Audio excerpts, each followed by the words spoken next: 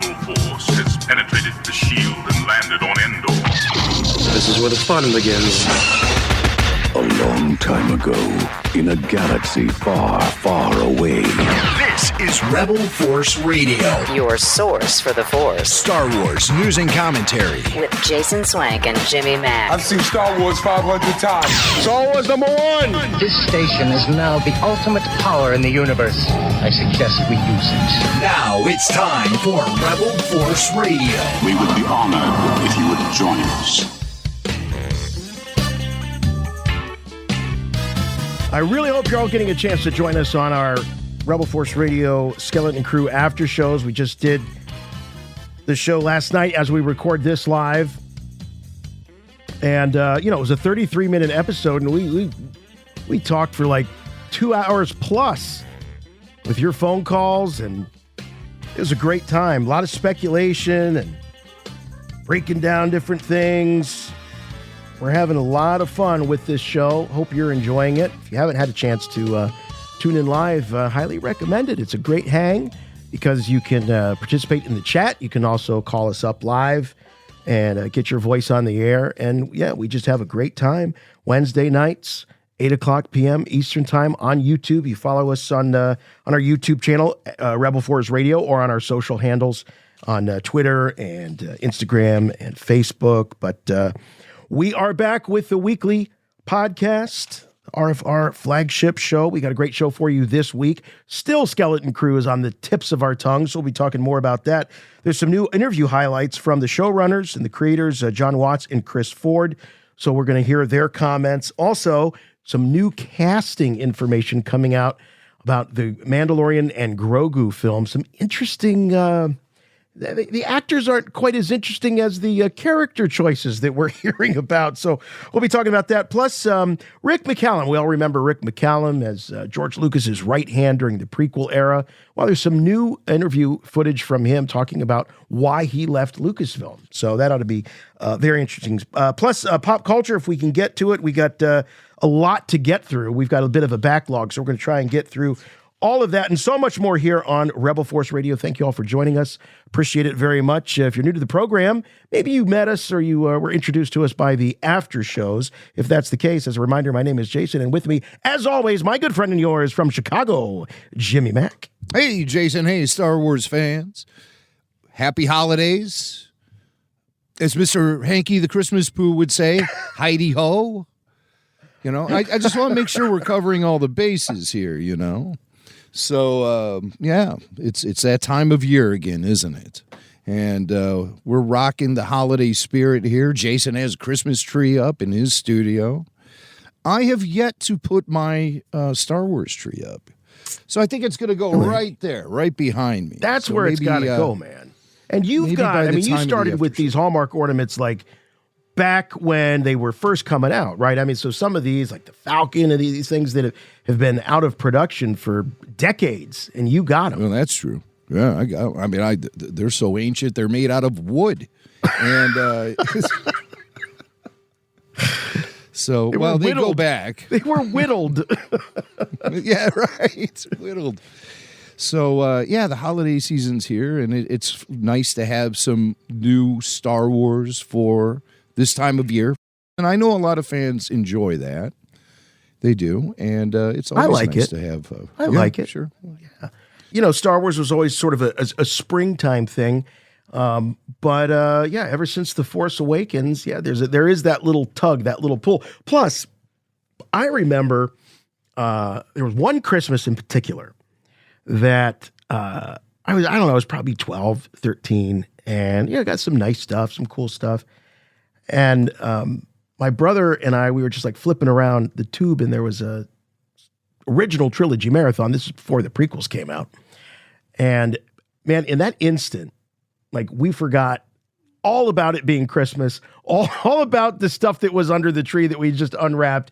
And we just sat there and we watched like the whole trilogy on Christmas Day and, ate like pigs. And so that also is a really fun sort of Christmas memory that I have, because it would be I think back then it was USA Network had the marathons. I remember.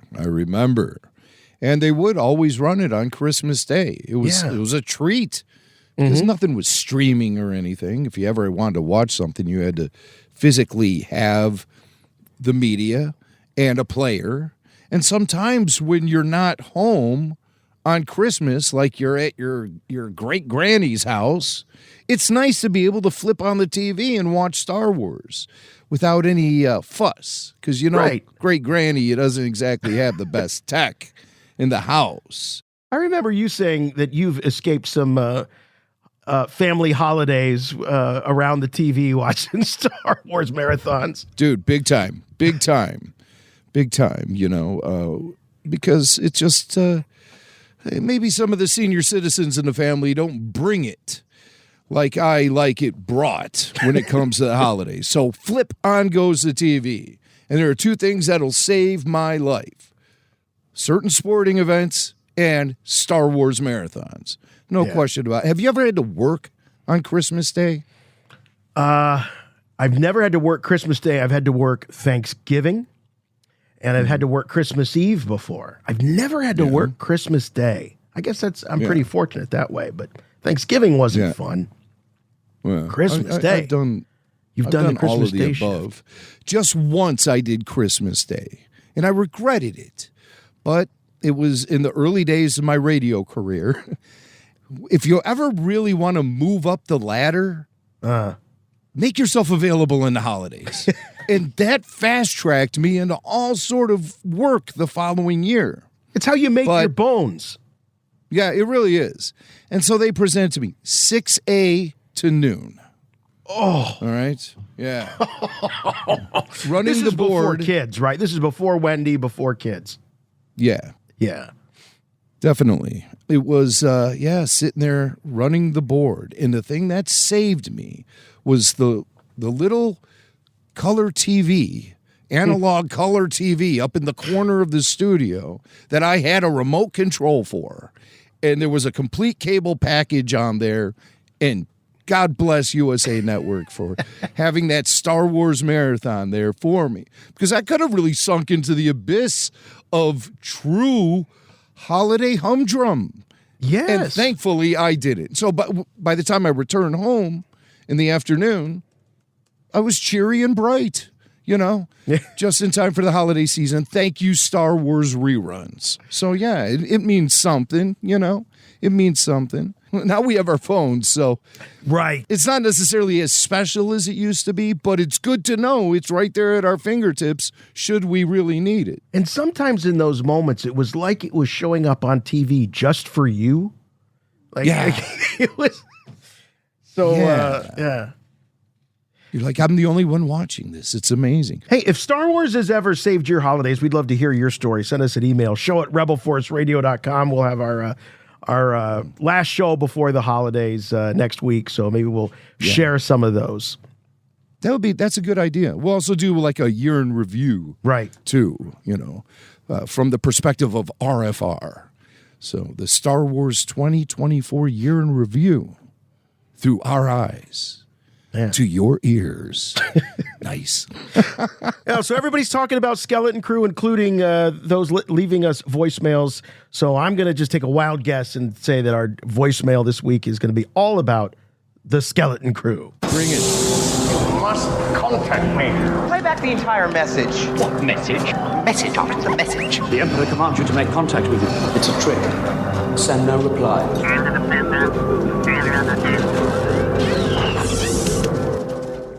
Check out, guys. This is Bistro from Texas, and I wanted to give you some insight into the state of youth Star Wars fandom. I'm currently an 11th grade U.S. history teacher and interact with about 200 students a day at a high school I work with. And the students in my classes and on my tennis team are from ages 14 to 18. And I'm also the dad of a 14-year-old girl and an 11-year-old boy, both Star Wars fans. And for the past 14 years, I've been known as the Star Wars guy at my school. Very proud of it. Many of my students have over the years talked to me about Clone Wars, all good reviews. Some about Rebels, mixed reviews. A few about the sequels, Bad Batch and Andor.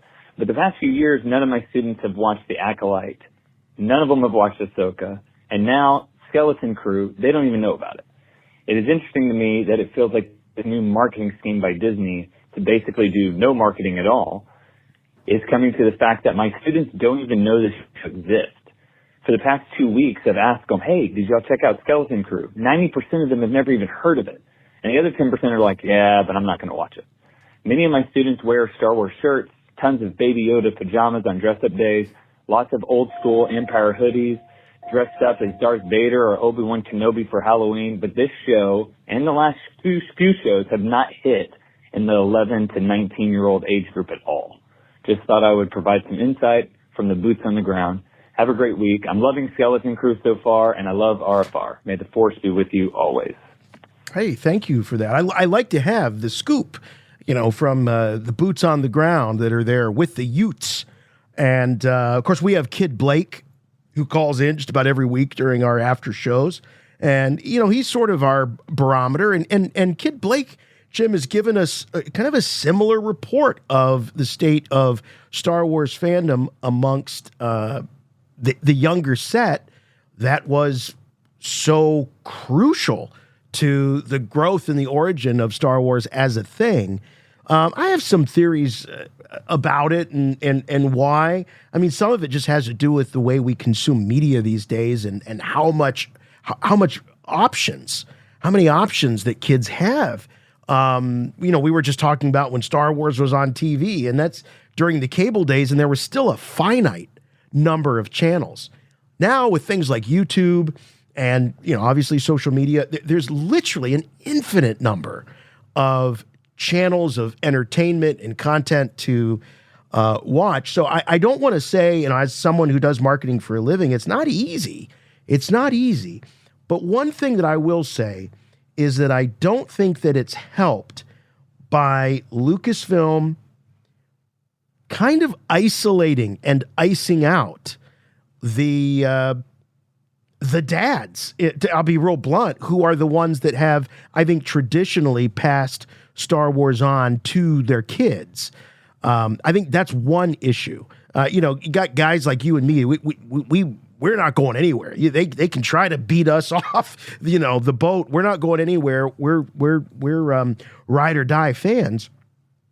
But I think a lot of maybe more casual fans, ones that aren't quite as dedicated, they see certain things and they're just like, I don't think this is for me anymore. And they're not going to be, passing it on to the kids. So I think that's one issue, again, coupled with just how different the entertainment landscape is. What are your thoughts? What do you think is one of the reasons or why our teacher friend here is seeing this lack of enthusiasm for Star Wars? Though he does point out there's some retro hoodies going on and Baby Yoda is still out there, but no one has ever heard of Skeleton Crew. Right. Well, I mean, I think the overall popularity of Star Wars is still in a very positive space, but that's primarily based on its history more than anything else. History as the whole show was being run under George Lucas. You can't deny the longevity of the original trilogy and the surging popularity of the prequel trilogy, even in 2024. And I think the demand for Star Wars is still there, but they need to get it back into the theaters for people to care about it again. I think we're at that point. After all the series, the streaming series over the course of the last 5 years, I think audiences have spoken, and mass audiences, the mainstream, think about Star Wars when they think about movie theaters, and they want that experience again. So the heartbeat might be a little fainter than it was before, but when The Mandalorian and Grogu gets released in theaters, I hope those are the proper electric paddles to put on the chest and give the body a good shock and get it going again. Because how many streaming shows are there out there? I mean, there's just so many. The field of competition is so great when it comes to streaming. And while I think Disney Plus has been proving itself to be more successful, it wasn't quite the walk in the park I think Bob Iger and his gang thought it was going to be.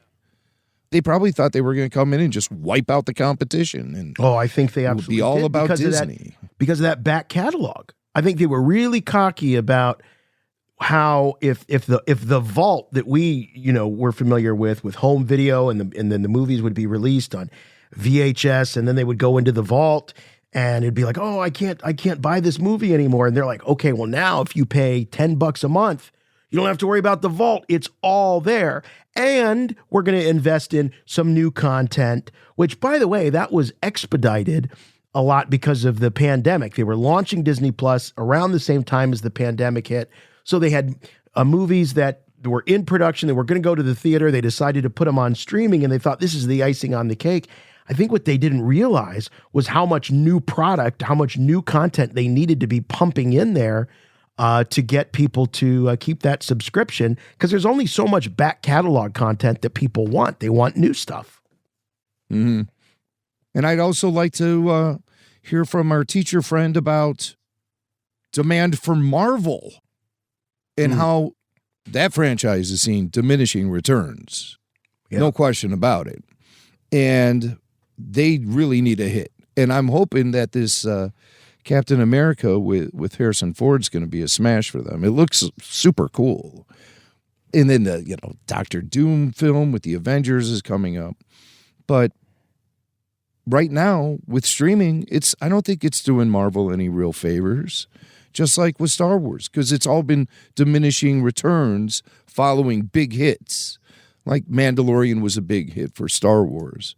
But clearly, The Acolyte and Ahsoka and potentially Skeleton Crew are all going to be underperformers. Yeah. Even compared to The Mandalorian.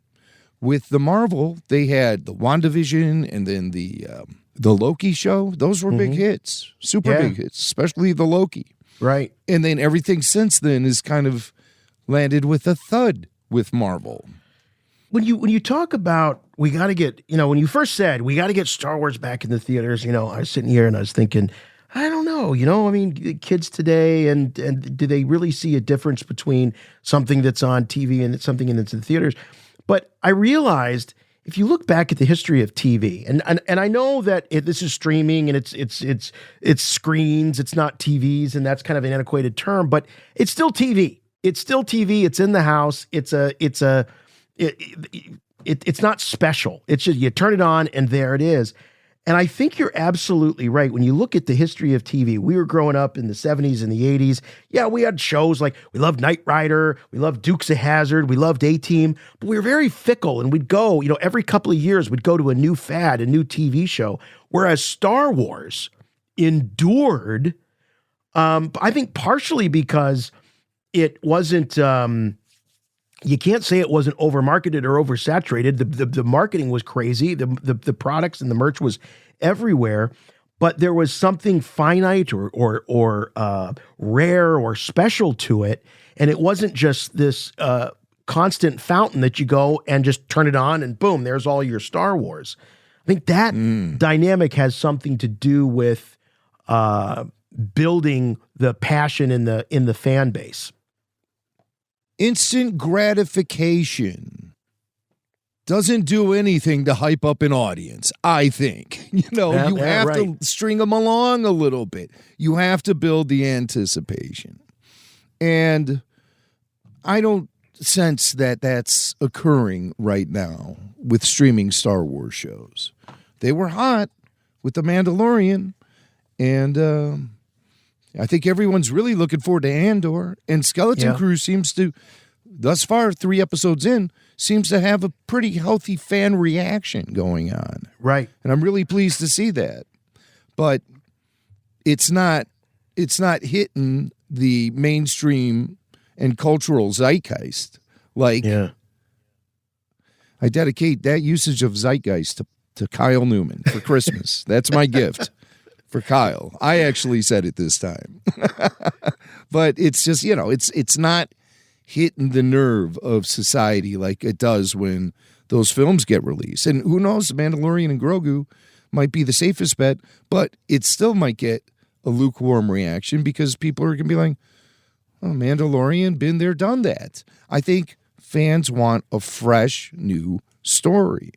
And I don't see anything indicating Lucasfilm has the capability to do that right now.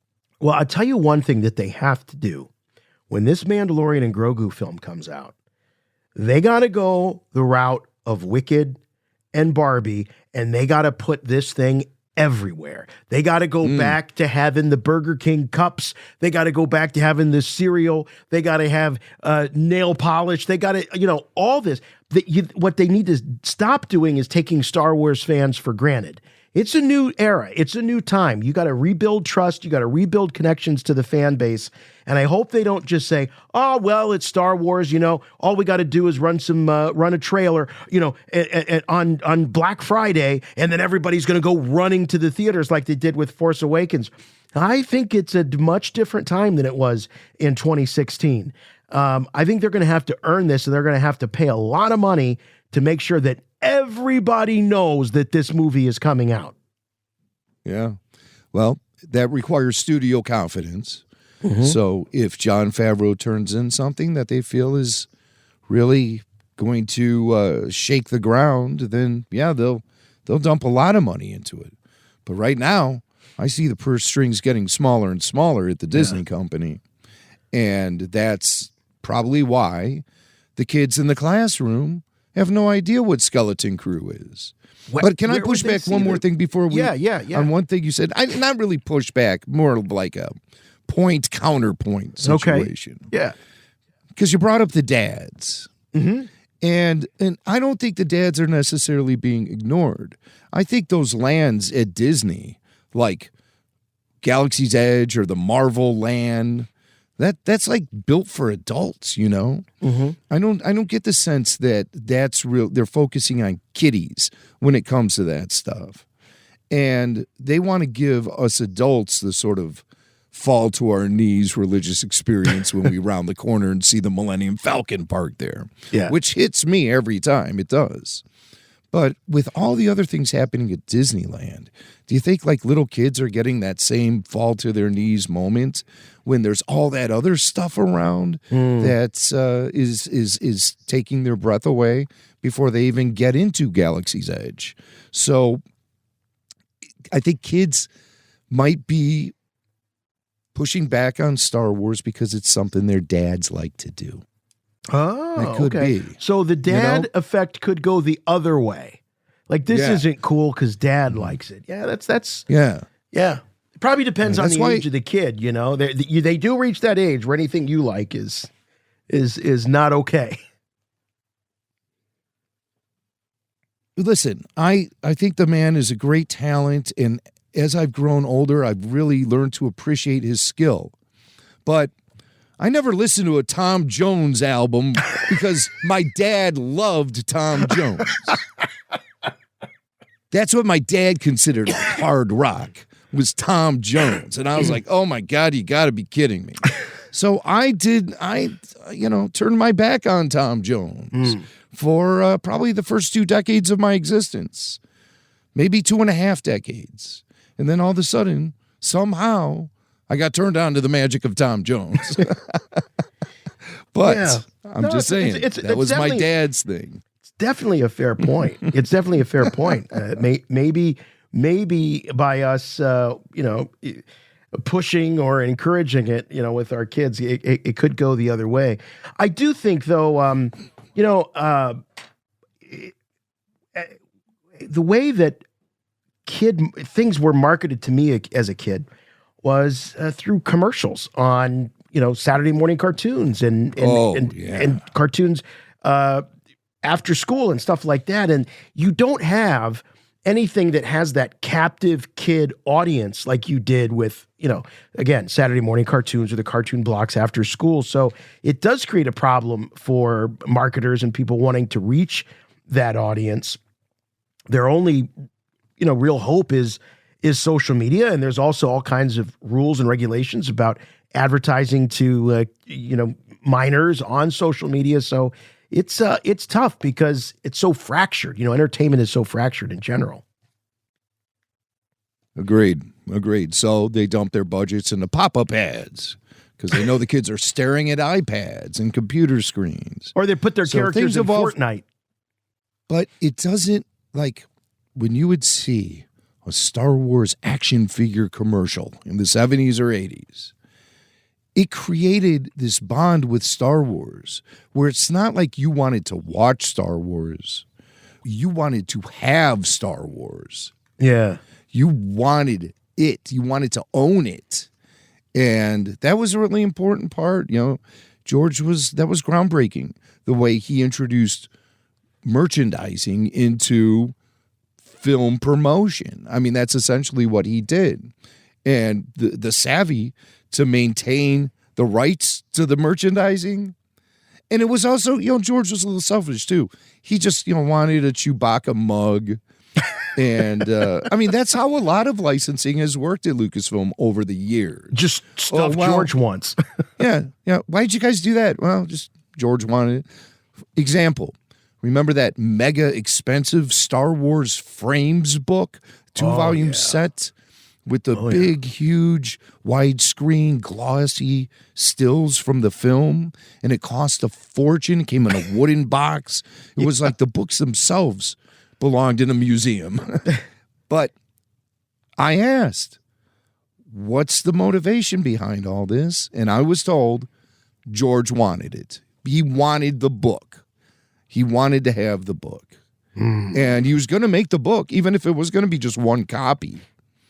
But he's no fool. Why should he pay for it when fans can pay for it instead? And he can make a profit off of it. Yeah, I remember looking through that book with Steve Sansweet at Rancho Obi-Wan. And, Steve definitely had some, I think, experiences during that journey. And, the pages were falling out. They used the publishers used the wrong glue. And I think Steve even told a story about them showing one of the first printings that came off the production line to George, and George was looking at it and the pages were falling out. Oh, man. Yeah. Yikes. Yeah. And knowing George, he probably didn't say anything. He just probably put the book down, turned around, and walked out. And everyone was just frozen, staring at each other, going, oh, my God, we're dead. Yeah, right. That's probably how that went down. But yeah, Jonathan Rinsler also had a lot of fun stories about the making of that book. And, R.I.P. Rinsler, because I would love to. I mean, I think about him from time to time. Boy, it would be nice to have Jonathan Rinsler back on the show again. But unfortunately, it is. That was a huge loss, and it was so sudden. And that was a tough one. And if anybody is looking for a Christmas gift for the Star Wars fan in their life, outside of a Patreon membership to Rebel Force Radio, which, by the way, you can do. Those Jonathan Rinsler, those making of Star Wars, making of Empire, making of Jedi books, they're still available. They're in their umpteenth printing. You can get hardbacks. You can get, which are a little more pricey, and the soft covers on Amazon. And during the Amazon days, they were doing a really nice sale on those. But those are absolutely must-haves for any Star Wars fan. You got to have those books. They're incredible. Yeah, I agree with that recommendation big time. So, and Rinsler was there, he was there working with George. He knows what's up. Yeah. He probably knows what's up more than a lot of people. So, R.I.P. Jonathan Rinsler. Yeah. All right. Well, that was kind of interesting. Sort of a interesting dive into what kids are into and not into. But I really think that's the key is to get Star Wars, make an event out of it again, and get that thing into the movie theaters. Yeah. And Baby Yoda, cash in on him as much as you can. So I want to go to Taco Bell and get Baby Yoda chalupa holders and things like that. The old cup toppers, bring those back. Yeah, those are fun. We have a Death Star. We tested it twice, tracking down rebels and ending their lives. The Empire is coming to town. Jingle bells. Rebel Force Radio. All right, let's check in with some news. I have good news for you, my lord. That's good news. Come closer, I have good news. All right, Jimmy Mack has provided us with a lot of fantastic interview highlights from Christopher Ford and John Watts as they are making the rounds on the promotional circuit for Skeleton Crew. And any chance to actually talk to these creatives, because there's a lot of mystery surrounding this show, and it is such a different take in a lot of ways on Star Wars. So I think any chance we get to hear from the creatives themselves is very special. So what do we got? Well, we have John Watts and Christopher Ford, the showrunners for Skeleton Crew, giving us some cool behind-the-scenes info about what went on with the making of the show and things we can look forward to. They're dropping hints and clues all over the place, these two. And there's been a lot of media junkets for Skeleton Crew. And I've spent a lot of time with the online footage. And a lot of it is so fluffy and non-informational. But the guys at Collider came through with a pretty lengthy interview with the two of them.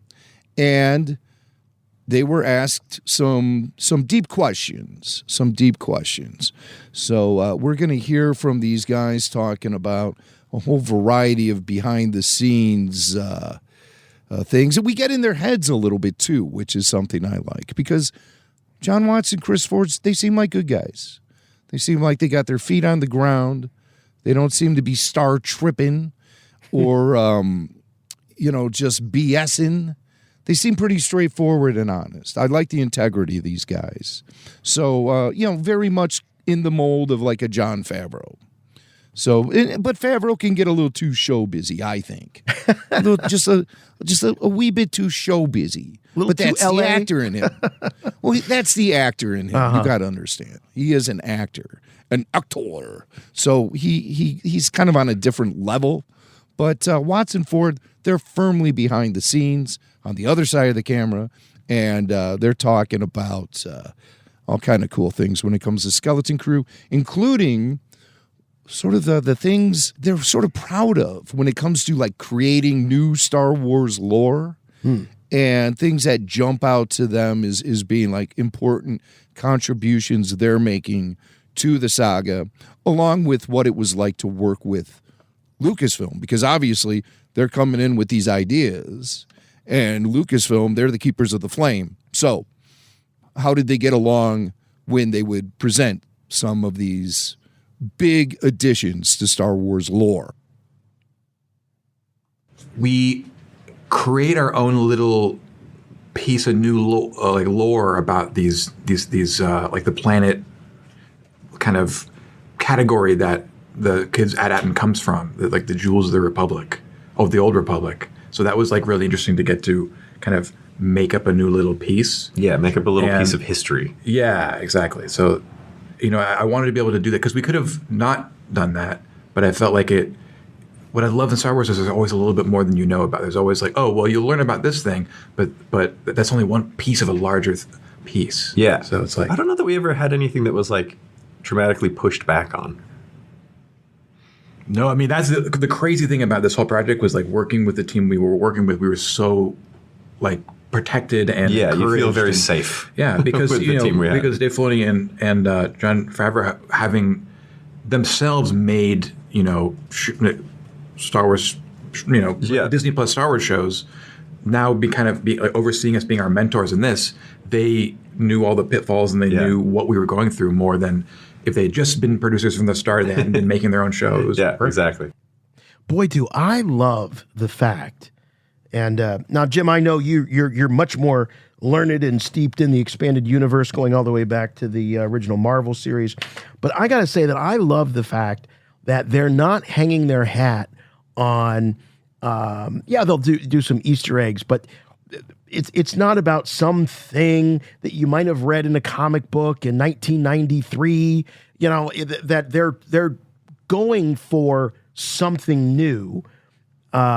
When they're trying to add on to the lore instead of just opening up the box and seeing what, kind of niche part of fandom can we tickle with this particular Easter egg. So I do like the fact that whatever is happening with these 9 planets and some of these mysteries, that it's new stuff. that it's new stuff that's being developed specifically for this series and might have legs and might influence the saga moving forward. And I just look for the clues. And what did I pick up out of that? Well, he sure seemed to be proud about adding the jewels of the Old Republic to Star Wars lore. It's not Star Wars myth. We're talking about Star Wars lore. And lore is the things that are actually happening to the protagonists and antagonists in the universe. But the myth are the people in the universe who don't believe. They don't believe in it. Like Han Solo felt like Jedi tricks, simple tricks and nonsense.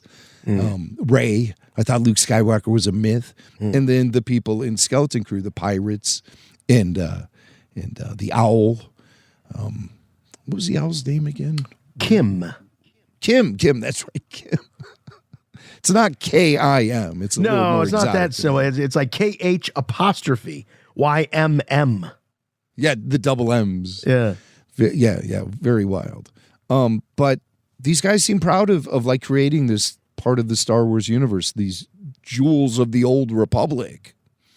And so it seems to me, in the way they're talking about it, the myth is going to be proven to be fact. And the characters are going to be reacting to that. Oh, I see. Okay. Yeah. So they're not creating myth. I see. Okay, I see what you're saying there. Yeah. They're creating truth within the universe. The lore. Yeah. Yeah, cool. Subtle, but very cool. It's subtle. There's a fine line between myth and lore. I get it, but yeah, I think that works. I don't know. I'm no professor of literature, but I think it works. And the thing we talk about a lot on the show is how we sometimes get frustrated with the run times. Yeah. What's up with that? Why are the run times so inconsistent with these streaming shows? Why are some episodes just so dang short? Is it budget? Is it just some decision being made that's the best way to construct a season? Well, Watson Ford talk about it, and they discuss the episode runtimes and how they determine how long an episode is. Working in TV, in streaming like this is great because it's just as long or as short as you want it to be. There was no requirements. We just made the story be there was right a requirement, pace. but we didn't listen to it. Oh, there was a requirement, yeah, but we didn't do it. I think it actually ended up being fine. We were fine. Well, but I'm curious, because episode 2 is 30, but episode 3 is longer. So what about 4 through 8? Are they mostly 30 minutes? And how long is the finale? Is it an hour? Is it 50? Is it 45? It's like 45. It's not an hour. It's not an hour. It's not a full hour. Yeah, this episode 2 is the shortest one. Yeah. That's the most breezy. Yeah. Everything's like 35, 40, right? Around 40. Yeah. Okay, so this is following suit with pretty much everything we've seen. Double feature to start the show, and then about like less than an hour, but like 40, 45-minute finale. Everything else is sort of sitting in there in that sort of 25 to 35-minute range. And they're an awful lot of credits. So when you really look at the runtime of these episodes, even this one, episode 3, it's 33 minutes, and that includes the pre-roll at the beginning. So you're probably looking at about 30 minutes even for the actual new content, new part of the show. Interesting, Jim, that they seem to indicate that there are no real rules. They said there was one that was given to them and they ignored it. But outside of that, we don't know what that one rule is. And I'm a little upset with the interviewer for not following up. Yeah, what was that rule? I mean, come on, guy. But he's just sticking to whatever he had typed out on his clipboard there, and there wasn't going to be any left or right maneuvering. For him. I really thought the answer that they were going to give was that there was, some rhyme or reason, but it sounds like it's kind of up to them. Yeah. They just determined what felt right. Yeah. As far as they were constructing these episodes, and maybe had target times, and some of these episodes ran longer, some of them ran shorter. It's hard to predict sometimes. Yeah. That's work for the editing suite. So. They do get asked in this interview if there are things that ended up on the cutting room floor. I didn't include their answer here, but what they did say was that there are a few things, but nothing really earth-blowing or anything that would have changed the story or anything like that. It was just scraps to help the pacing and stuff, most likely. But there are some Star Wars Easter eggs in the show. We've seen the hologram from the holiday special of the circus acrobats. Neil and his brothers or sisters were his siblings. I don't know what they are. They were sitting there watching it. And the Captain EO little fuzzball thing. Right. It's like, come on, really. I mean, that's a deep cut. Who's going to, that's kind of ridiculous.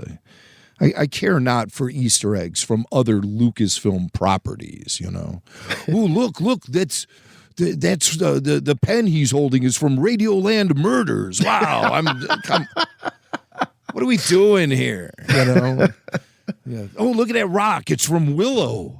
Oh, is that a Tucker? Is he driving a Tucker? Look at that speeder. It looks like a Tucker. Come on. Who cares? They will go to that well, though, man. They will go to that well. It's almost like, see, I'm a fan. I've got a Howard the Duck reference in this. Oh, my God, the Howard the Duck reference. If it's not Leah Thompson, I don't want to see it. That's all I got to say. The great Leah Thompson. But the guys get asked, are there going to be any more Easter eggs as the series continues? Yeah, I think there's quite a few things that are. Yeah, and what's really cool is that they'll go in the archive, and if we're looking for, say, like a big monstrous alien, and there's like, I don't know if it was, literally like old Dagobah rejected or unused sketches for different creatures, but that's in there. Yeah, some of the ships are Easter eggs. If you look closely in the background. Yes, there's a lot of parked ships. Yeah, we got that one, that original concept Millennium Falcon. Yeah, I think that's why he was so excited 2. when that one came up. Like, we got ships. Yeah.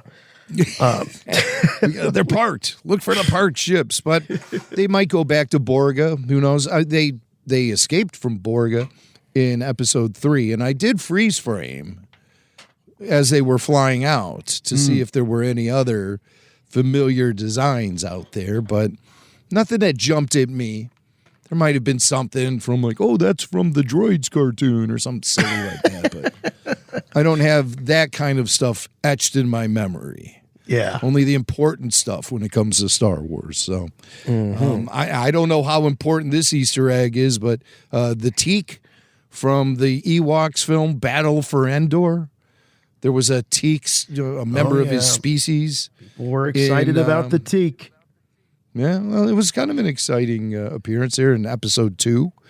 But we had commented, at least we had observed, that the Teak in Skeleton Crew looked vastly different than the Teak as far as like his stature, his size. Yeah, yeah, he looked a little like he'd been out on the streets all night, the one in Skeleton Crew.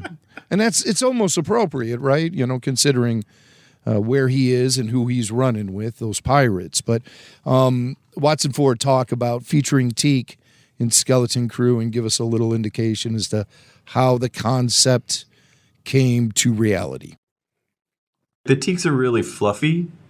The Teak we know from Battle of Endor is well taken care of. Yeah, and this is more like a Teak that's like fallen on hard times. So he's like a lot skinnier and like a lot of his fur is fallen out. So he's kind of like I wonder, because we talked a lot about, and we had pulled other like references to the Ewok Adventures. Yeah. I wonder if it was from someone on Doug Chang's team. It might have been pitched back from Doug Chang. Just look at this piece of art. And we're like, whoa, yes. The thing that we both definitely wanted to make sure we did, though, was that he moved fast. Like that, and trying to do that in a way that doesn't look old and weird and dated was a challenge. It was like, here it is moving at the actual speed of the we looked teeth. a lot of And then options it's of like how fast it could move. Yeah. Because it shouldn't be like X-Men speed. It has to just be like fast enough that it feels referential. Yeah. Oh, they wanted to keep the integrity of the teak, but you got to do it in a way that is, not going to throw off modern audiences. But we were so easily entertained, Jim, weren't we, back in the 80s? Yeah, I never cared for it. Back in the 80s, I like the nostalgia factor of those Ewok films now, and just a further dive into Endor, that's fun. But yeah, I found myself being massively disappointed in those suckers when they came out in the mid-'80s. I was in high school by that time. Yeah. I was cynical about everything. There was no hope for me. It was those films on top of the animated shows. And it's just like, I don't understand. As a kid, I can remember going, you got R2-D2, you got C-3PO, you got Ewoks. Where's everybody else? Why can we have these characters, but we can't have the other characters? As a kid, I just could not wrap my head around it. But I would always watch everything new with this hope that this was going to be the one. We were gonna see a cameo. I remember with those Ewok movies thinking at some point Princess Leia's going to show up wearing that dress, and the hair all down and everything.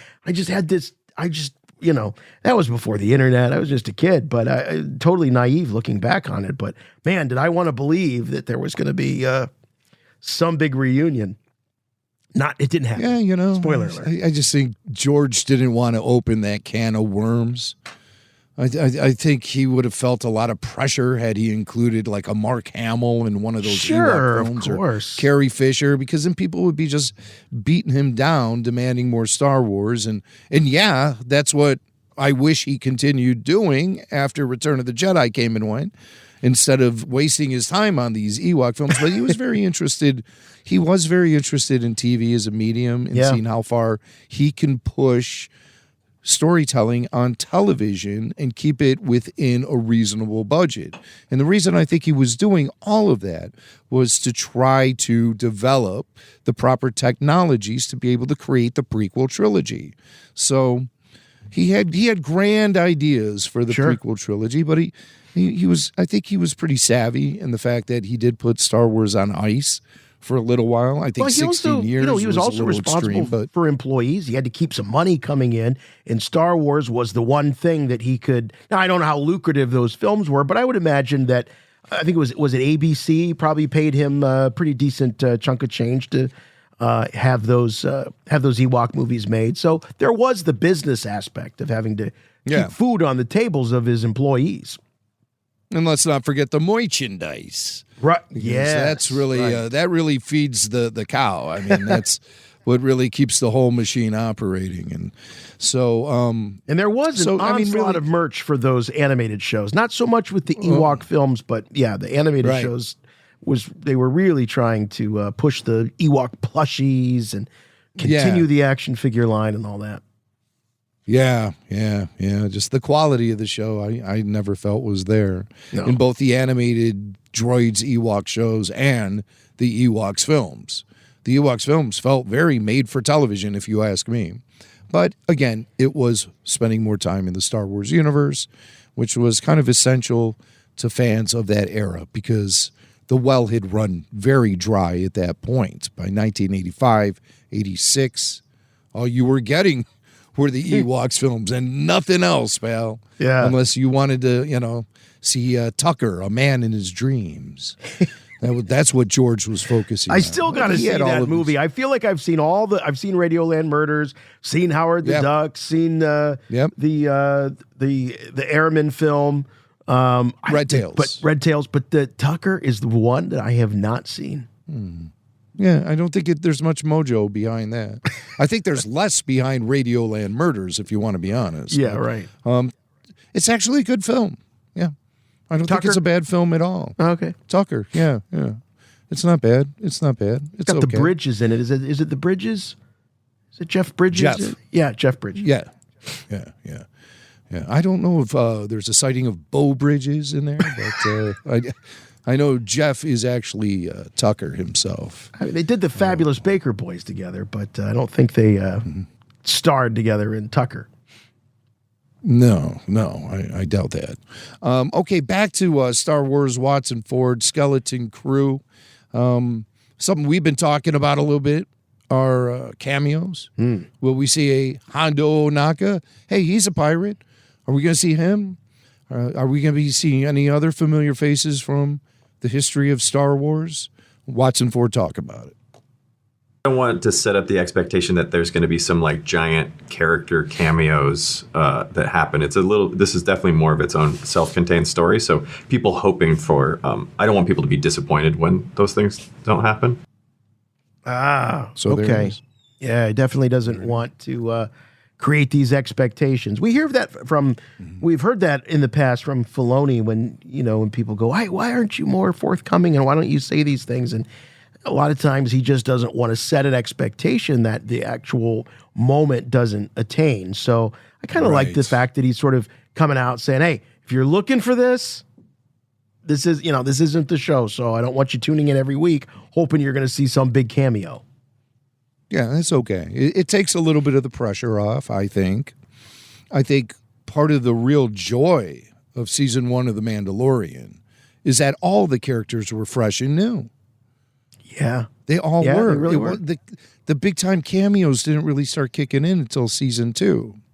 And then again, you started to feel the weight of this whole history of Star Wars starting to crush down on it a little bit. So season 2 was outstanding, of course. Yeah. It led into season 3, which was kind of disappointing. But you're right. There was something very liberating about season 1 because it felt like Star Wars. We all knew it was Star Wars, but it was all in this new era and territory, and it relied on familiar species and things like that, Jawas and Ugnaughts, but not the cameo of the week or the Easter egg of the week. Yeah. Or this need to continue all of the loose threads from animation. That just bugs me, and it always has. I think animation should stay in animation, and I think live action should be its own beast. And yeah, characters from animation should cross over into live action all the time. But it needs to be with a fresh approach. Create a new story and a new situation for those characters. Don't be continuing animated shows in live action. To me, it breaks the flow somehow. I don't know. Yeah, no, I definitely see that. I think it all depends on the execution, but as we learned with Ahsoka, man, the cost of entry was so high, despite claims to the contrary, despite fervent claims to the contrary. It was sort of pitched as, well, it's fun if you know. But man, there was a lot, and I know, but there was a lot I didn't know knew.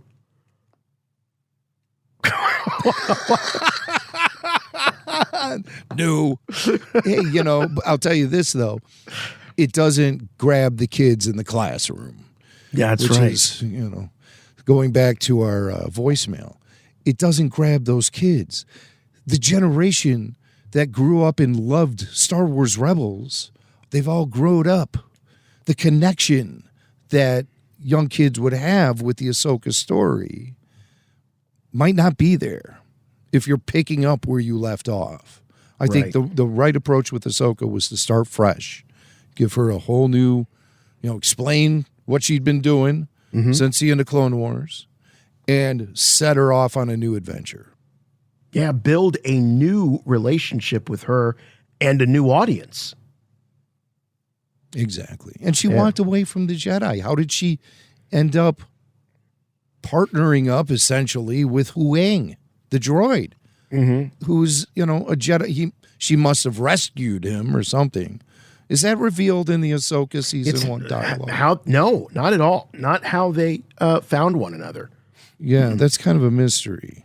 But yeah, she must have recovered him somehow, and then off they went on adventures. But all right, still looking forward to Ahsoka season for sure.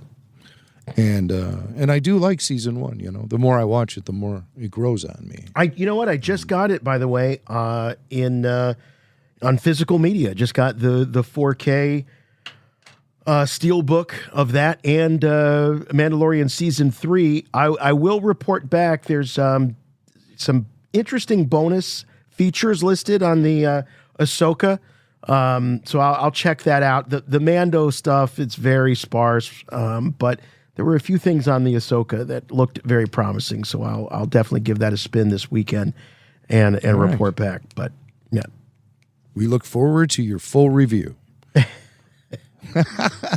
So from cameos, let's talk about the favorite episodes. When Watts and Ford look back at the whole season of Skeleton Crew, they indicate what their favorite episode was. So listen closely. It's an episode we haven't seen yet, and you might pick up a couple of little tidbits of information about what to expect from these episodes. The last one, just because it all comes together. That one for us was like the hardest to write. Yeah, the third act of any story is always the hardest when all the threads have to come together. Yeah. I really like episode 6 that Bryce directed.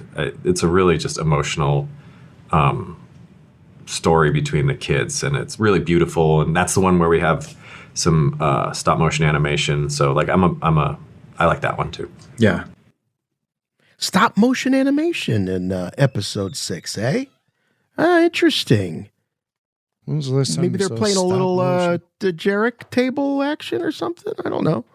It's the only thing I can think of with stop motion, Star Wars. Well, if they're doing stop motion, you know they better have had Phil Tippett on the payroll and had him do it. And I bet that's the truth. I don't know off the top of my head, but when was the last time we saw stop motion Star Wars? I guess it was in Mandalorian season 3 when that mechanical. Oh gosh, thing, yeah. The Beast. What was that monster that was in that? It was in the cave on Mandalore. Yeah. And it attacked in Jaren. And that's how Bo-Katan then eventually acquired the Darksaber, was by saving Din's skin in that moment. But that was stop motion animation done by Phil Tippett. So yeah, and the big stop. I mean, this was before that, but the big stop motion in the Disney Plus era was in the Robert Rodriguez run Book of Boba Fett. There was what was that? Wasn't it Book of Boba Fett, that one creature that he had, where he had like the big long back and he had like multiple limbs, looked like something out of Clash of the Titans. Yeah, that was like in the first episode of Book of Boba Fett, or second episode. Yeah. It was after he was taken captive by the Sand People, and he went out with the kid to go. Yes, and it was like do something. A sand creature of some sort. Yeah, they were digging for those little water pods. Yeah, it was. It was Tim Morrison and that orange Rhodian, and they were digging for those pods, and they dug up that. Yeah, and that was stop motion. Yeah, I'm sure Phil did that. So I know they use him now. I mean, yeah, that's Phil. Phil has a whole. I think he has a company that specializes in keeping the tradition of stop motion alive. Yeah. And they brought him back for The Force Awakens when they recreated the Millennium Falcon chessboard. Yeah, and I'm sure he's been doing other things too, like that creature in Mandalorian season 3. I'm pretty sure that was Phil Tippett. So maybe he does this creature. You know, I always think about Tauntauns when I think about stop motion animation in Star Wars, or the AT-ATs. You know, but the AT-ATs it worked so well because they're mechanical. Yeah, right. The Tauntaun worked pretty well. It worked great. Pretty great. Well. Yeah, I mean, you know, once you see how the magic is done, and you see that.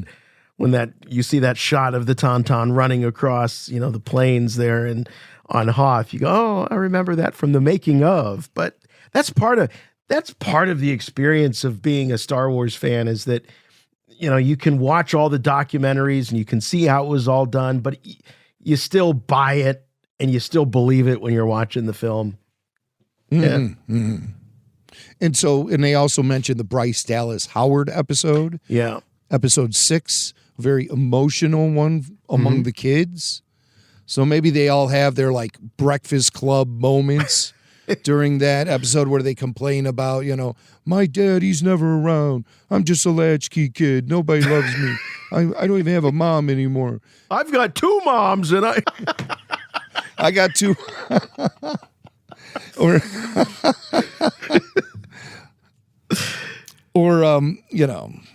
they look at the Neil. Oh, you got a perfect life. Right. Cute. They all Got just the trunk. and then they break down and they hug it out. Don't you forget about me. We've already had Major Tom, so why not bring more 80s music? We've had Major Tom. We've had a theremin. There's no stopping it. Okay, more with Watson Ford. They talk about some pretty interesting things here now. They talk about the show and the repercussions the show can have on Star Wars and the fan base, really. How are fans going to react to some of the big events that are going to happen in this show? There are some pretty big potential like repercussions for the larger galaxy after. Yeah, I'm really interested to see episode. like the discussion and like how people interpret what happened and what they think would happen next. Yeah, and interpreting stuff about the characters. When you have a really well-educated and like mythology versed fan base like Star Wars does, you take a couple of big swings and you really kind of want to see how people interpret it. And I can't wait for that. I can't wait to see what people think about what we did. Oh, Filoni's going, be careful what you wish for there. Whatever you do, don't be a regular on any podcast. Whatever you do. Come back to haunt you. Well, Filoni, he might have something to say about whether or not this show gets a second season. Now that he's a big time Lucasfilm executive. But I think a lot of those calls will be coming from like the Disney corporate level. Whether or not they're going to afford a budget, because the budget is big for Skeleton Crew. I heard somewhere around the like $150 million range. But as time goes on and more things get revealed, sometimes that number doubles. But sure does. For now, it's an expensive TV show. $150 million. I mean, we're talking major motion picture budget for Star Wars or whatever. 150, that's like bargain basement, really, when you think about it. But I think the proof is there in the screen. I really like the way the show looks. I like the color palettes. I like how it's shot. I like how it's edited. This is a really well put together show, I think. And so a second season, if it gets if it gets a response from people beyond us hardcore Star Wars fans, then I think a second season is a possibility. What do Watson Ford think about that? And how are they preparing for it should it happen? We 100% have an idea for a second season and know what we would do. And it's built into it that it would be a bigger time jump forward because it does take so long to get things moving. Like this isn't like it would take place the next day because the kids are going to be. Yeah, we have a built-in ticking clock of the kids and their age, and by the time we would get production going, we'd know what age they would be. So we would be writing towards that. See, I like that. I like that. I like that the ages of the kids would propel the story even further and create more space between the seasons, at least from a storytelling standpoint. It's worked great. I think it's really worked great for Stranger Things. I don't know that that show will ever live up to the magic of that first season because it was so new and it was so fresh at the time. But I've certainly enjoyed watching those kids get older, and I've enjoyed the seasons. Harry Potter was an experience of watching kids age throughout, the production of something. So, Yeah, I like that idea. I also like the fact that the way they say it, Jim, is like, yeah, we got an idea for a season 2. Instead of saying, yeah, well, season 1, is going to leave you wanting more, and we're going to try to get that scene.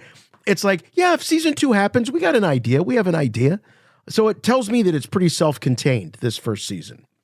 Well, we heard Watts say earlier in a clip that it's a very when he was talking about cameos. Yeah. Don't expect them because this is a very self-contained story. Right. In the prior clip when they were talking about how fans are going to respond and everything, and what their favorite episodes were. When they were talking about that, they both said the final episode, and they both said because the whole story comes together. It all comes together. So this is going to give us a solid beginning, middle, and end. And I think we've been craving that. At least I know I have been. And I like the idea that they're presenting us with a fully fleshed out story and not leaving us hanging on some bean counters decision at Disney or Lucasfilm or Kathy Kennedy getting cold feet or whatever prevents a second season. Just knowing that they have an idea for it. They haven't committed pen to paper because they don't know when, like what year they can possibly get this production going. And with kids in the cast, that changes things big time. Yes, the ticking clock. So if they get the green light, then they'll really start considering how the story is going to work. But they have an idea, so it's good to know that they're thinking beyond this season. So that's all the highlights we got with that's great Watts stuff. and Ford. Great stuff. They seem like good guys. Sure do. And they were pretty forthcoming in that interview about certain things. And like I said, I like getting in their heads a little bit. I like knowing what my creatives are thinking when they're making Star Wars. I don't need them to explain everything to me, but I just like to know what's going on in their heads. And sometimes that can make or break perception. So it's always dangerous to see how the sausage is getting made. For sure. Rebel Force Radio. Rebel Force Radio. Rebel Force Radio. May the Force be with you at Christmas and forever. Well, while we're talking about getting into people's head, we'll switch gears here and talk about some of the new casting updates coming out of publications like Variety about Mandalorian and Grogu. And this was really something that I think threw a lot of us for a bit of a loop. Actor Jeremy Allen White, who a lot of folks know from the show The Bear, he plays Carmi on that show. But I just saw him not long ago in the movie The Iron Claw about the Von Erich wrestling family. He played Kerry Von Erich, and great performance and great movie. But he's been cast as Stinky the Hut. When I saw this, I thought, what am I reading? The Onion? Is this a parody account? No, according to Variety, Jeremy Allen White has joined the Star Wars film The Mandalorian and Grogu as the voice of Jabba the Hutt's son, Rada the Hutt, who, of course, we all know as Stinky. Some might even remember him as Punky Muffin, as he was referred to by his old man. Do you remember Punky Muffin? Punky Muffin. Oh, my God. That's a deep cut right there. Yeah, Punky Muffin. Yeah. So anyway, from the Bear to the Hut comes Jeremy Allen White. Jim, never in a million years did I think that we would see Rada the Hutt again, although I'm kind of intrigued. What kind of trauma has poor Rada endured after his father was so viciously murdered by Luke Skywalker and his band of rebels? But I certainly did not anticipate, if we ever saw Rada, that they would get like a Hollywood A-lister to come in and voice the character. This seems completely bizarre. Yeah. That made me stop everything I was doing and pause and think for a minute when I heard that the guy from The Bear is going to be voicing Rada the Hutt. Now, you have to assume about 30 years have passed between the Clone Wars film and the Mandalorian era. So Rada would be like a younger gangster, kind of like a Hutt version of Michael Corleone, maybe. And so he might be, he'd be pretty upset at the Jedi and everyone. Maybe that's going to be a big part of the Mandalorian and Grogu film, is the Hutts led by Rada seeking revenge on maybe Han, Luke, Leia, Chewie. Could be. Jim, we certainly know early rumors were that Jon Favreau wanted to give fans the moment that we never got during the prequels. We never heard this from Jon Favreau himself, but there were a lot of rumors that the idea of getting Han, Luke, and Leia aboard the Millennium Falcon again on the big screen was something that he wanted to do. Again, unconfirmed, but that's what People the rumor mill go was saying. Nuts. They'll go nuts. They'll go nuts. So something to look forward to. I think it's going to be a vastly different character than Stinky the Hutt. Now, of course, we know Ahsoka is trapped out in the other galaxy on Paradea. So the likelihood of Ahsoka having an interaction with Rada the Hutt, because remember, she took care of him. Sure did. She named him Stinky. Yeah. She carried him around in a backpack.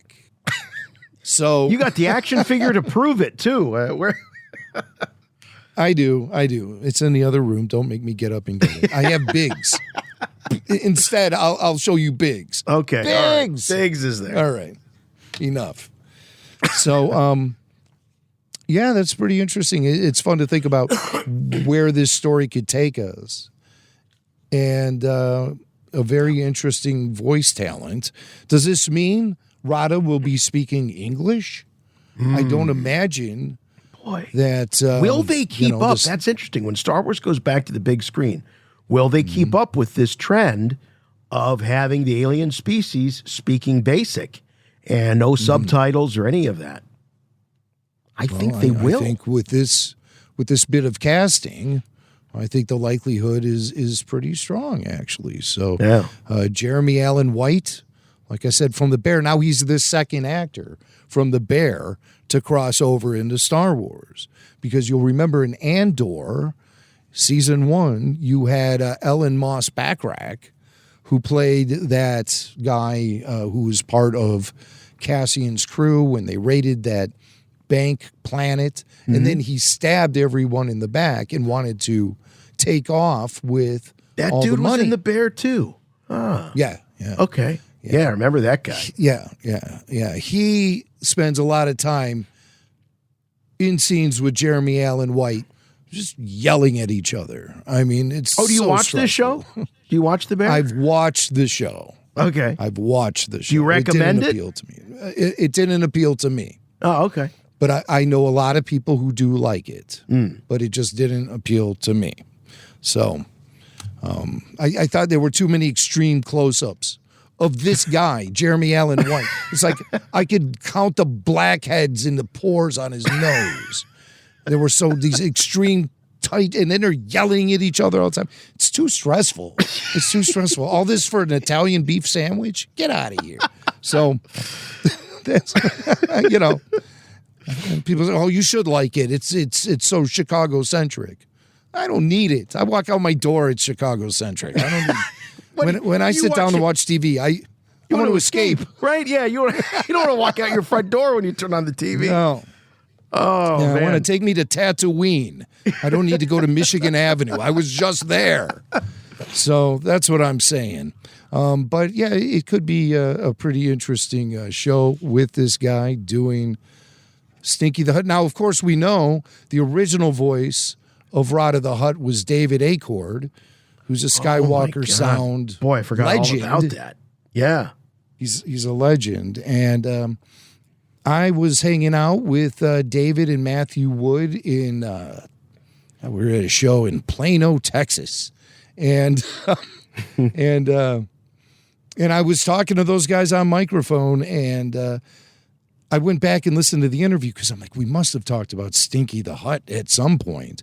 But no, I was nerding out about sound design and things like that and never really touched upon his character. But I did find one piece of audio that I haven't heard in probably 15 years, and it's David Acord doing like an ID for our podcast, and he references Stinky the Hut. So here's the raw audio.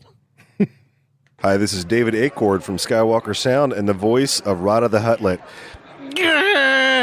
Sorry, the galaxy is listening. Wow, So there was some serious voice acting chops on display there by David Acord. If you close your eyes, it really just takes you away. It puts you right in the Clone Wars film from 2008. You got to understand. And that's those of you listening. We were podcasting about Star Wars every week, and we were talking about Stinky, Rada, the Clone Wars movie, all of that. All of it. That's right. We built a podcast empire at the feet of these. Don't forget Zero the Hutt, Swank. Oh, man. Yeah, those were the days for sure. Okay, so we do have some more casting news. This is interesting. Also good to see the continuity here as actor Johnny Coyne. That's a great name, by the way. Johnny Coyne is reprising a role as one of the warlords on the Shadow Council in the Mandalorian and Grogu film. So, Jim, I was really happy to see that they're picking up that thread, that Shadow Council thread, which, all roads to that council sort of seem to lead to Thrawn. There's definitely a Thrawn connection there as they're sort of some are waiting on Thrawn to come back.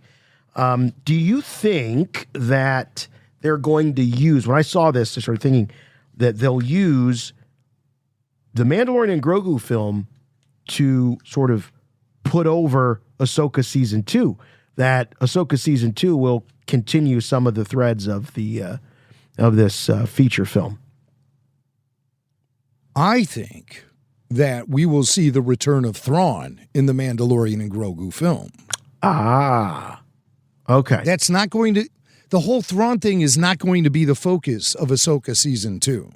The focus of Ahsoka Season 2 is chasing whatever Balin's skull was chasing and finding Ahsoka's way back home with Sabine and Ezra. That's what Season 2 is going to be about.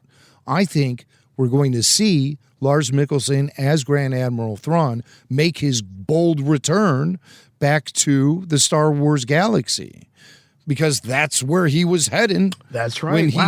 When he took off at the end of Ahsoka Season 1. So he's going to make a pit stop at Dathomir, maybe, and then he's going to resurrect some witches. And then he's going to go pay a visit to these warlords and sort out whatever sort of power struggle these guys are all involved in. And Admiral Pelion will be there. Maybe even Moff Gideon. Maybe it was a fake out at the end of Mandalorian Season 3. Moff Gideon lives. Moff Gideon lives. And we'll also see, I think his name was Brendel Hux. He was the father Armitage of Hux. One of them, Yeah, one of the Huxes is.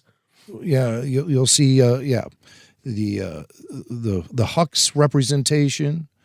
And I think Thrawn will come back. Hey guys, I'm back. Let's raise hell. Right. Let's raise hell. And so maybe the first I'll make a prediction. part If that happens, I think he's going to wipe out this Shadow Council and be the everybody but Pelion maybe. And exactly. He's going to be the big one in charge. I had not thought of that. I like the way you're framing this. That's great.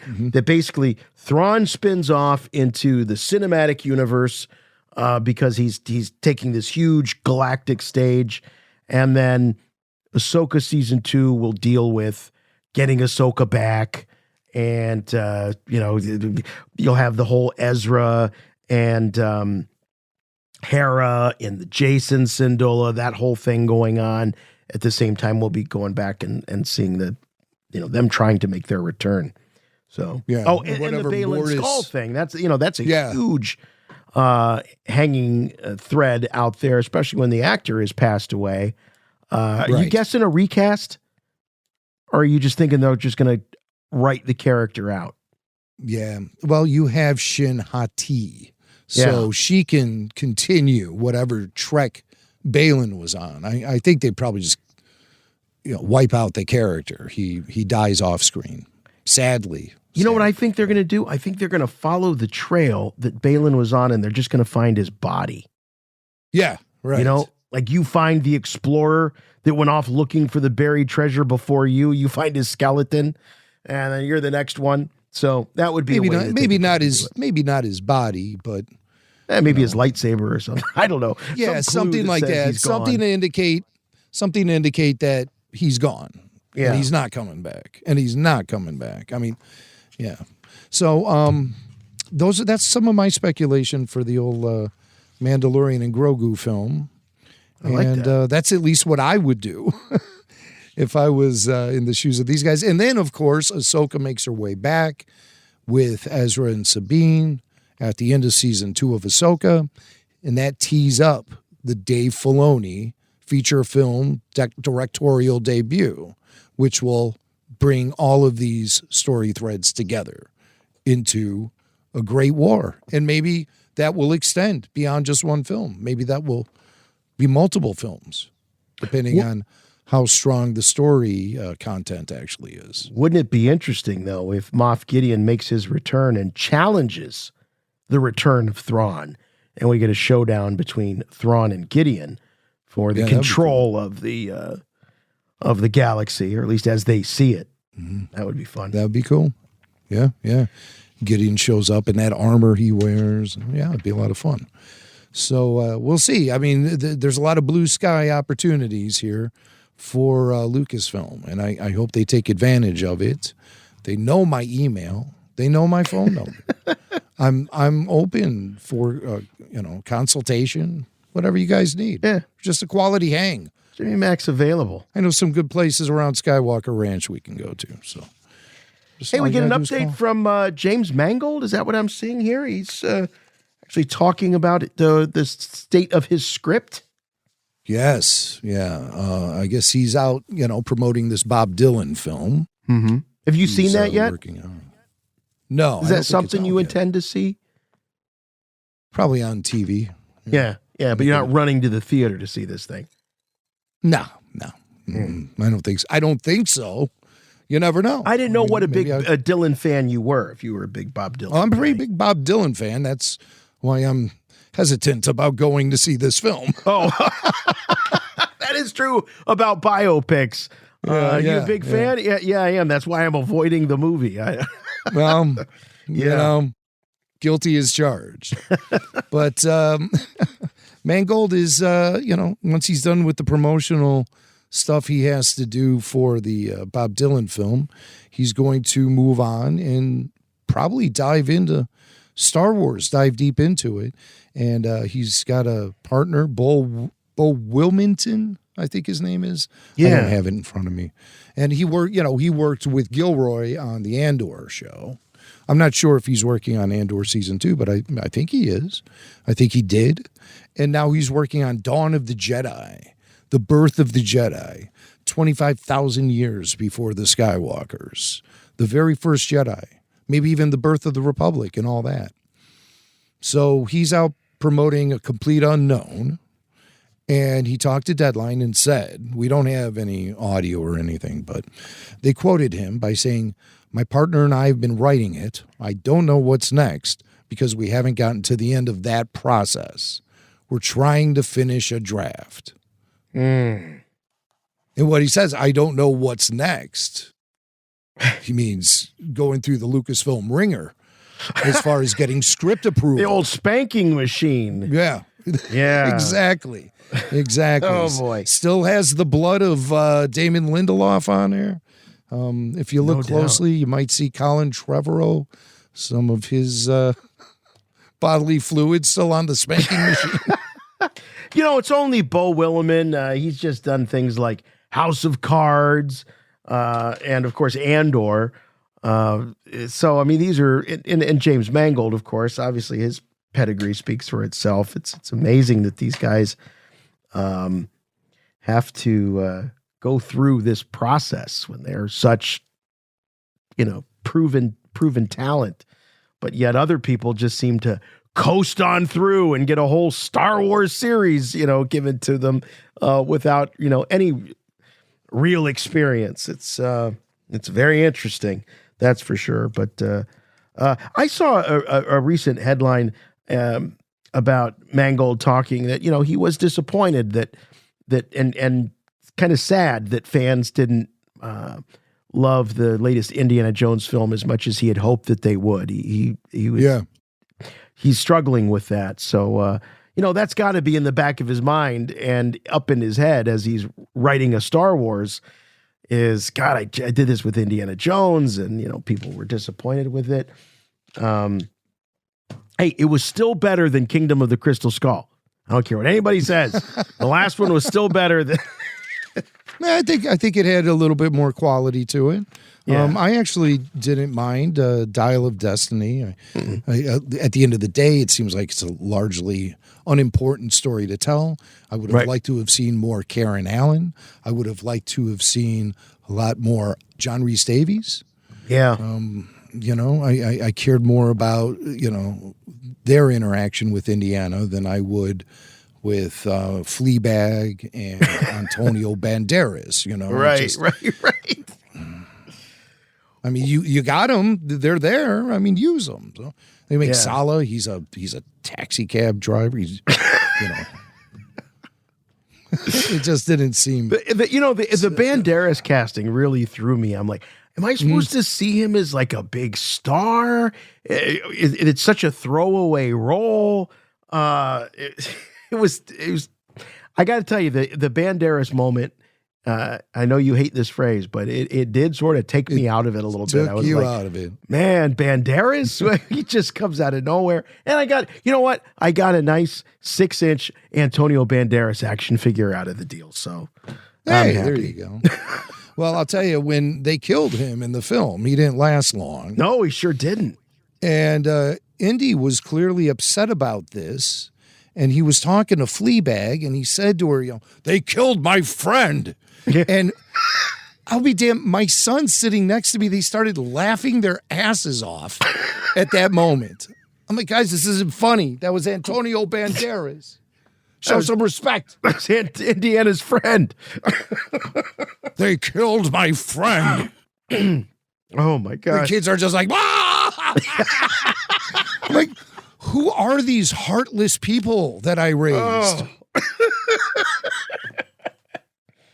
It's my friend. All right. But, you know, Mangold, I think he was a little frustrated because he did create a really compelling story about the aging hero in Logan and probably was looking to replicate that success. But the big difference is Logan had a character, the hero, who was aging, but the actor wasn't. In this Indiana Jones film, both the character and the actor are limited by Father Time to a degree. Still, I'm very impressed at what Harrison Ford pulled off in that film. Yeah, me too. Talk about hashtag goals, man. If I can be a tenth of what Harrison Ford displayed at his age, that is really impressive. Right. And I think he did so. Maybe some people might disagree with this. As a matter of fact, I know people are going to disagree with this, but I think he maintained the integrity of the character of Indiana Jones from start to finish. So I agree. Discuss amongst yourselves. Well, here's a name we haven't heard in a long time, but my gosh, his impact and legacy on Star Wars is huge. And what a colorful character Rick McCallum was. If you watch all the making of footage of the Star Wars prequels, it's just peppered with the colorful vocabulary of Rick McCallum. And his departure of Lucasfilm has always been a little bit of a mystery. And Jim, you caught this little gem here of a recent interview with Rick McCallum. and him actually talking about why he left Lucasfilm. Yeah, it was sudden to us, but I always remember that time when we had a live show the day the Lucasfilm sale to Disney went down, October 30th, 2012. Yeah. And we were talking to Steve Sansweet on the show, who was still a representative for Lucasfilm, or still very connected at least. And we asked him about Rick McCallum's status in lieu of the sale. Rick had been there, head of production at Lucasfilm for 17 years. He was the ranch manager at Skywalker Ranch and actually lived on the ranch, in the ranch manager's house. And we asked Steve Sansweet, and Steve revealed to us that Rick had retired. And Steve did so just out of, being devoted to accuracy and openness. And, boy, that generated a lot of phone calls. I think even Rick McCallum was on the phone with other Lucasfilm executives admonishing Steve for revealing that Rick had retired from Lucasfilm before Rick had the opportunity to make that news public. And it happened all on our podcast. And Steve was sitting there taking his medicine on the phone, and they were playing clips of our podcast during this telephone meeting with Steve Sansweet. I have absolutely lost all memory of this. I remember, slapped him on the God wrist. bless him, we got Steve in trouble a couple of times throughout his career. But you know what? We're still friends, and I love that. But I forgot about the McCallum. Oh, my God. Yeah. Wow. Yeah. So I think we got Steve in trouble over a Blu-ray. Was it a Blu-ray or a DVD release? No, that was Matthew Wood. Oh, was that Matt? Okay. Well, they all came down on him pretty hard. And Matt sat there because Matt revealed we were talking about new mixes for the Star Wars films. And Matt's like, oh, yeah, I went through the whole thing. I digitized it all. You'll hear it on the Blu-ray release. And we're like, Blu-ray release? Do tell. This is before the Blu-ray was officially announced. Right. Remember, they didn't announce the Blu-ray until Star Wars Celebration. Right. I want to say 2010, maybe it was, when they did the main event with George Lucas. And Jon Stewart. And so, yeah. And that was probably like August of that year. And the conversation we had with Matt was like March, of the same year. So he got that word out there. And of course, like all the sites on the web, they all picked up on it and they reported it was great for us. We enjoyed the exposure. Sure. But Matt, we went to Matthew Wood and they all, they all crowded around him and started slapping him on the wrist. And Matt sat there with his arms folded. He just was like, I don't care. I work with George Lucas every day. I don't care what you think.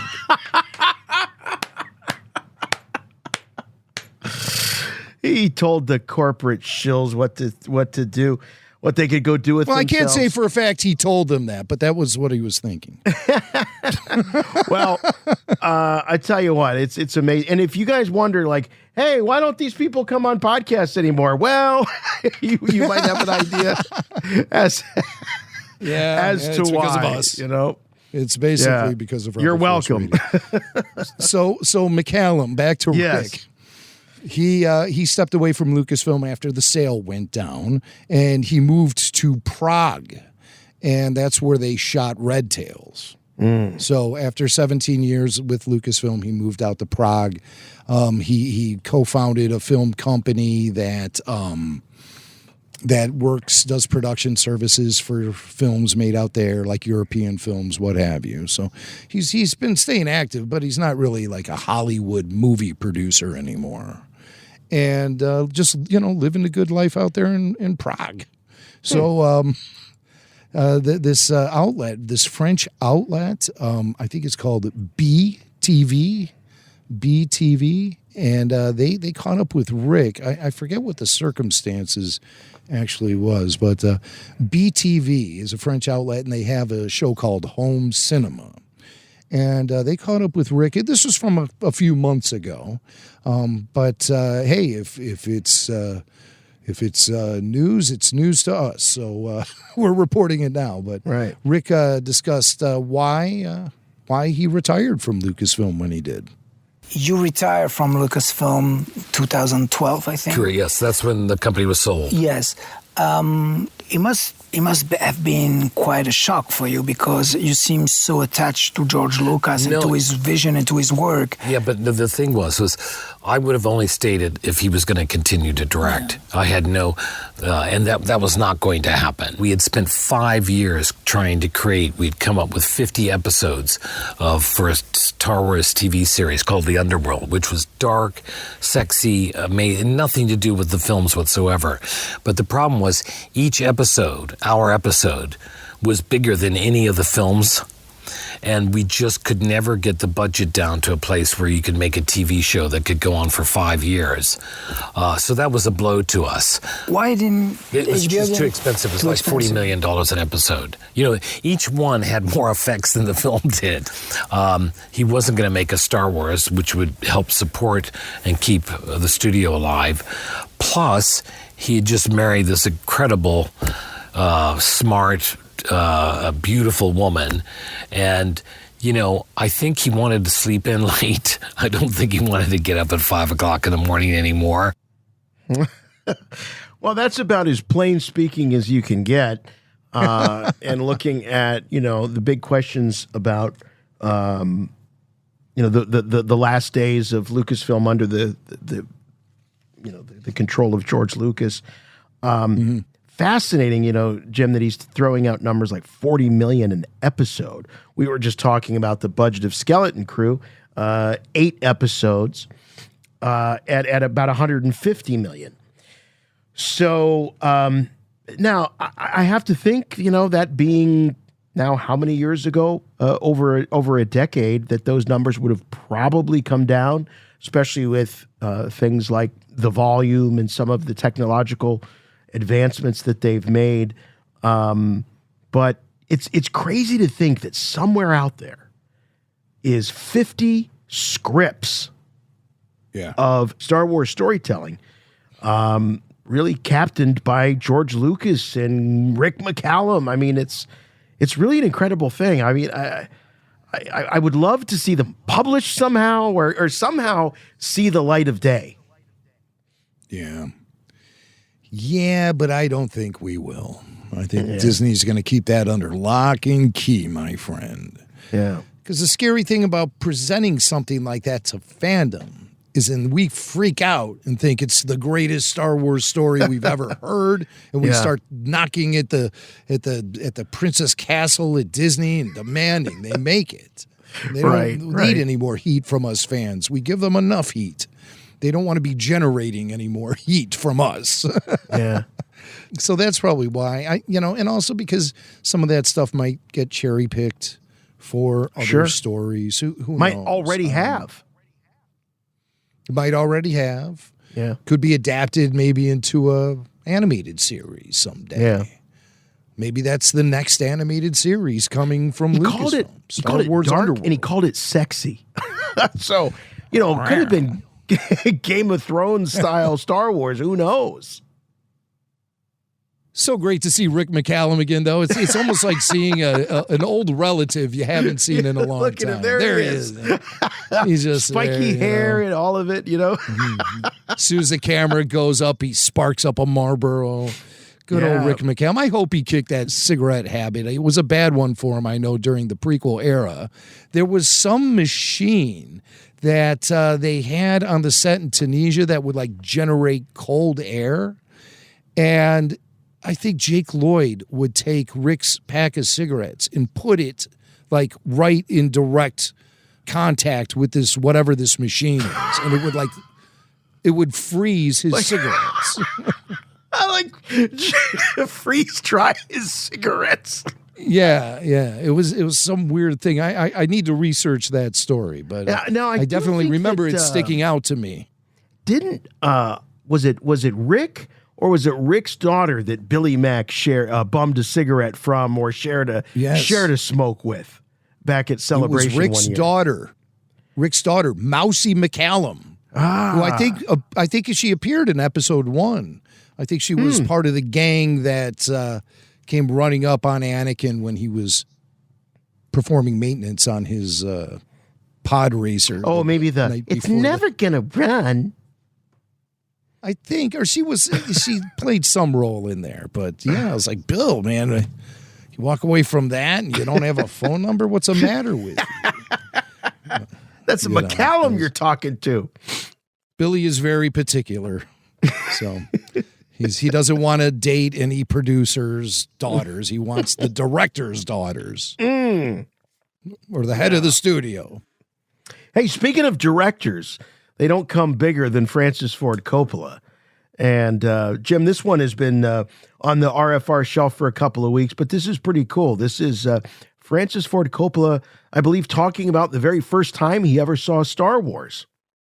Yeah, he appeared on Happy, Sad, Confused with Josh Horowitz. And I think Josh prompts him into talking about the first time he ever saw Star Wars. So let's hear from Francis Ford Coppola himself. We all saw it together. I think Stephen was there. Walt was there. It was terrible. Everyone was worried sick for George. Really? Did you have notes? How do you salvage it? Well, the problem was that it wasn't all. It was the effects were final. First cut. Yeah, it was the effects were all old World War II movies with Japanese bomber planes, and there was no music, and a movie needs a certain degree of finish to let the illusions start to work. Right. And it didn't have them, but we were worried for him. Yeah, that's such a famous story that screening that George had with all of his colleagues and his friends. Imagine this. This could be a movie. They could make a movie about this moment in Star Wars history. I could see it now. You have these great actors playing these luminaries, guys like Robert Zemeckis and Francis Ford Coppola and Steven Spielberg, and who were some of the others that were there? Well, apparently Brian De Palma was Brian De Palma. Very, very verbose as far as criticism goes. Like the other ones, like Coppola and I think Xanax were there, and they were a little more. They treated George with kid gloves. But apparently Brian De Palma just laid in on him hard. This is a disaster, George. This thing's gonna tank. You need to. You need to escape to another country. You got. Really, run for your life. Yeah. What have you done? What have you done? Apparently, Steven was the only one who was on board, Yeah. Right on, George, George, I loved it. I thought it was great. It was just fantastic. So, they were nervous. And this story has been told time and time again, but I think this is the first time I've actually heard the great Francis Ford Coppola recount that evening. So thanks again, Josh Horowitz. Always slipping one past the goalie as far as tossing Star Wars questions into interviews for things that are vastly different than Star Wars, like Megalopolis, etc. I got to tell you, I got to see that movie. They got to make a movie about George screening the Star Wars with World War II and the classical music and all of that famous cut. For all paging Kyle Newman, paging F.J. DeSanto, no doubt, paging James Cox. What other filmmakers have we had on the show lately? I don't know. Hey, can we jump into pop culture just to do a few? We got it. We got to scratch. Yeah, let's do some pop culture. It's been a while. Yeah. We haven't done one in a while, so here we go. Let's catch up with Star Wars in pop culture. Rebel Force Radio. You've already made that Star Wars reference. Your source for the Force. Star Wars parody. All right. Star Wars in pop culture. Where do we want to start with this? We've got a lot of these banging around here in our backlog. Well, Harrison Ford recently has been seen in the show Shrinking. Oh, yeah. And he appears in season 2 on Apple TV on that show.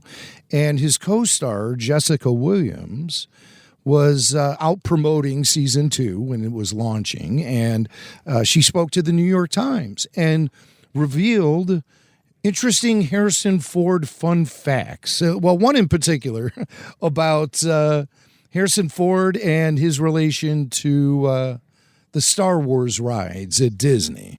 When I got on that new Star Wars ride at Disneyland, I laughed like a kid. I felt like a kid. And genuinely in conversation, it came up when I was talking to Harrison and a couple people. I was like, have you been on the new Star Wars ride? And then I remembered oh yeah. And he also has the Indiana Jones ride there. And I was like, oh, do you know about those? Have you been on those? And he was just like, no, he was just like, no. But it was naturally the conversation went to that point. And I was so embarrassed. And then I realized the Indiana Jones ride, he's in that ride. It was weird. That's weird. And he's never seen either of them? No, he doesn't give a. It was so weird.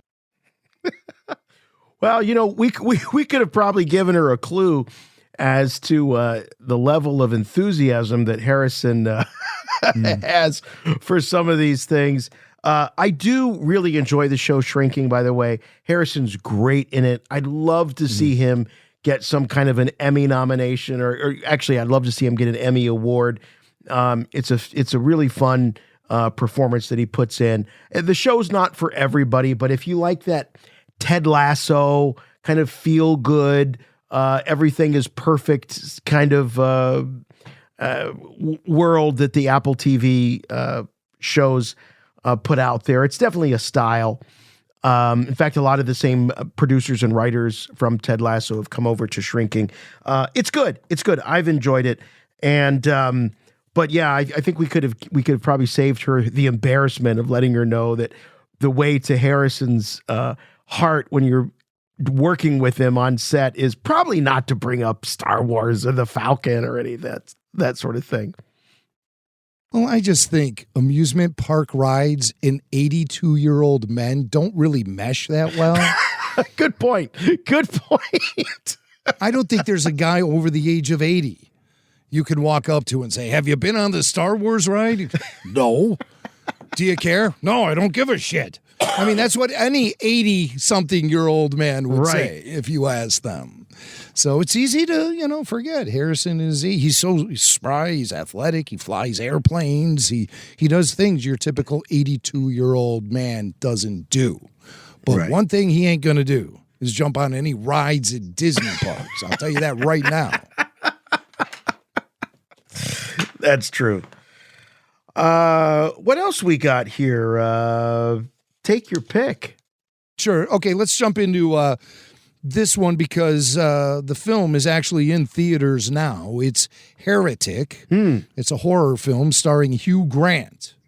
But I got tipped off to a cool Star Wars reference within the film itself, and through the miracle of modern media, we can present it to you. You don't have to pay admission to go to the AMC and pay $20 for a popcorn and a Coke. We'll bring the Star Wars reference from the theaters right to you guys. So here's Hugh Grant in Heretic. This little gallery depicts 12 gods who were born on December the 25th, all of whom predate the existence of Jesus. I am sorry, but it is impossible to ignore the influence of one narrative upon another, or to ignore the fact that all these stories iterate into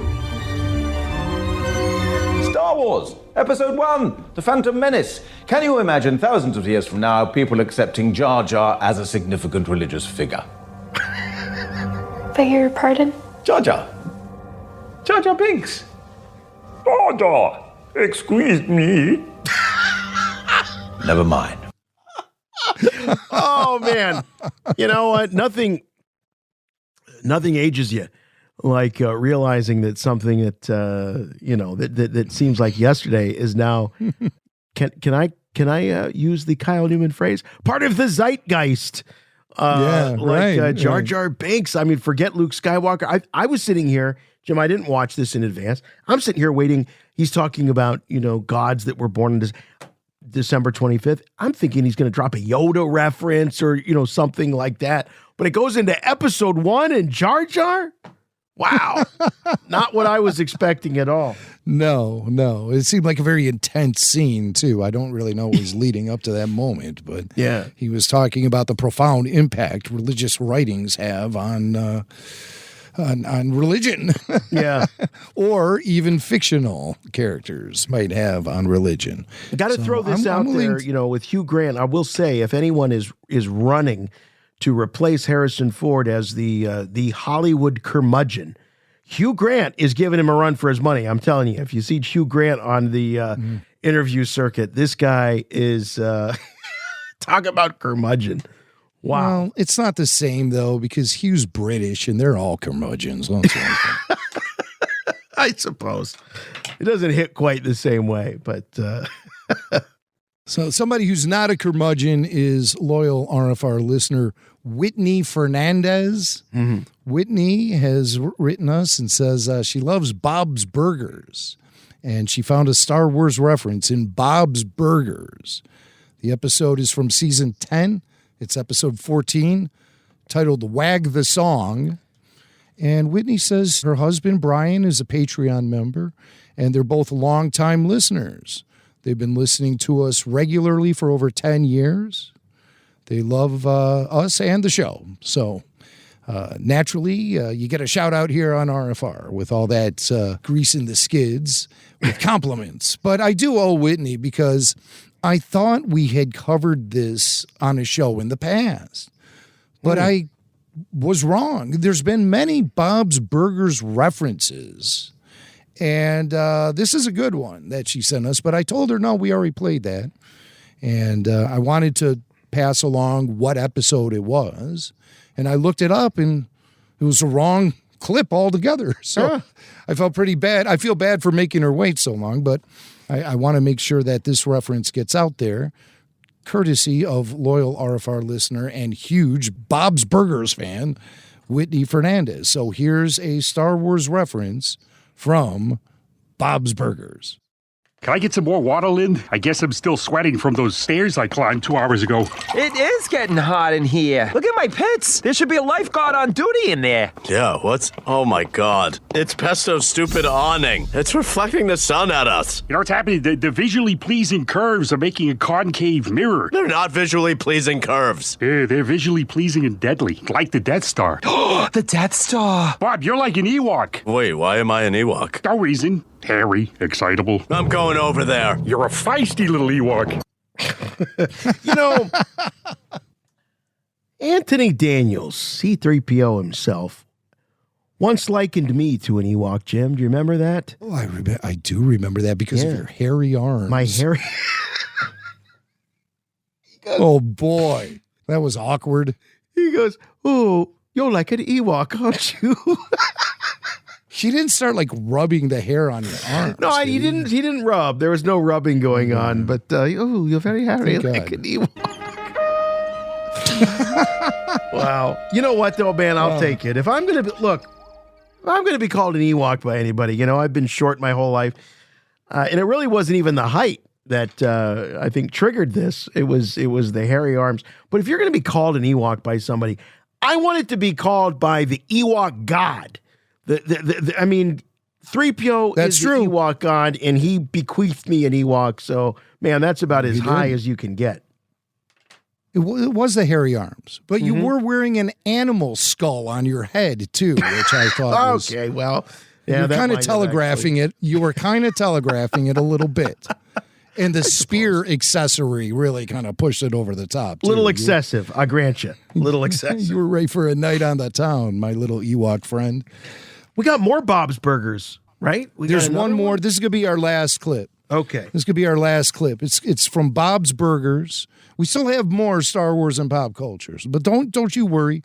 We're saving all of the references you guys send to us at show@rebelforceradio.com. So if we don't hear it this week, you might hear it next week. We always intend on bringing you Star Wars and pop culture, but sometimes our intentions are a little flawed and we don't get to it. So here's another one from Bob's Burgers, though. It's from season 4, episode 13, Mazeltina. And this is a good time of year to be doing this because there's not only a Star Wars reference here on Bob's Burgers, but a Hanukkah reference too. So perfect timing as Hanukkah and Christmas land on the same day this year, which is kind of like, perfection in my Let's book. come together, right? Let's come together. Yeah. I love that. It's beautiful.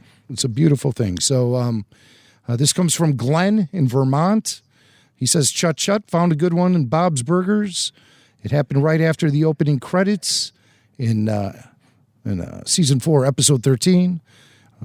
Glenn says, been listening for a decade and finally remembered to send one of these in.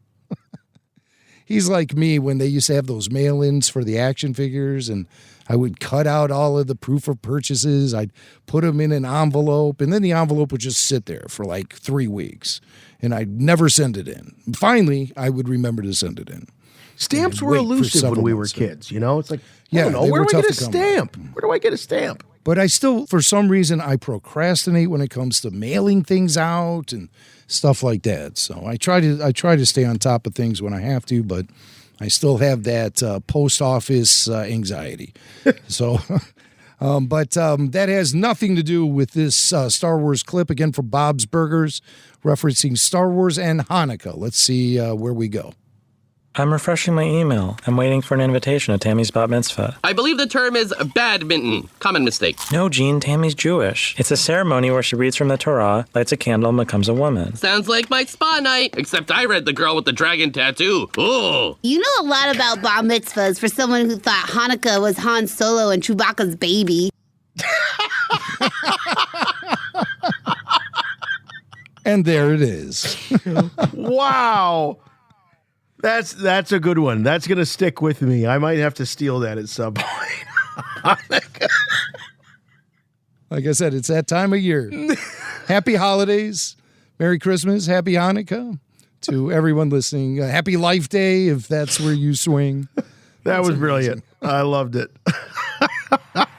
Star Wars is a serial of thrills. Instead of one sci-fi classic, we get 6 crazy films and an animated series. Some actors of the Jewish faith are in these tales of Jedi. And if Adam Sandler can amend his song, then why the hell can't I?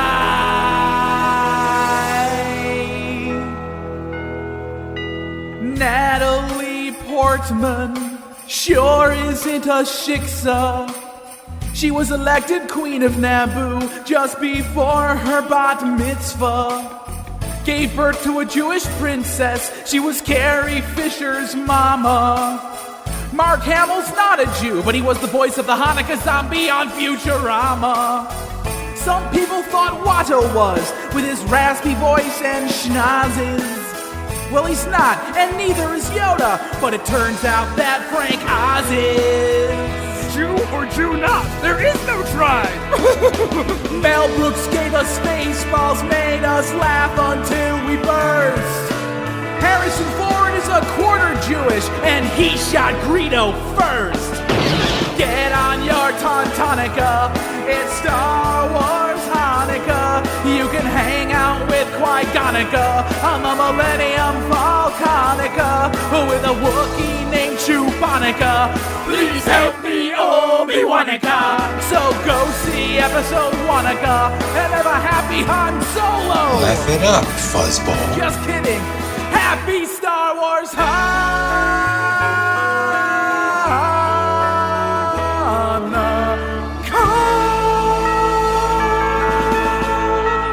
May the Force be with you, everybody! Chewie, get us out of here!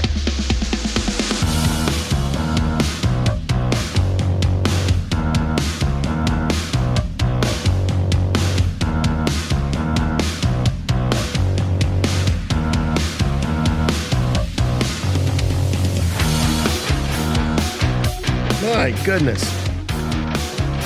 Oh, wow. Yeah, keep those pop culture references coming. Show at rebelforceradio.com. We've got more to come, but we can always use more. So please send them to us. And man, if you can send a link and send the time code. Hey, in these days, with the way technology is, you can send the clip. That's even better. But letting us know where we can find the episode and where in the episode the clip is, that's very helpful. I tell you what, Jim, the pop culture submissions have come a long way over the years. Oh my God, yeah. They used to just trickle in. Now every week it's like an avalanche of Star Wars pop culture references. I always give credit to Kevin Smith. I consider him like the godfather of all Star Wars references.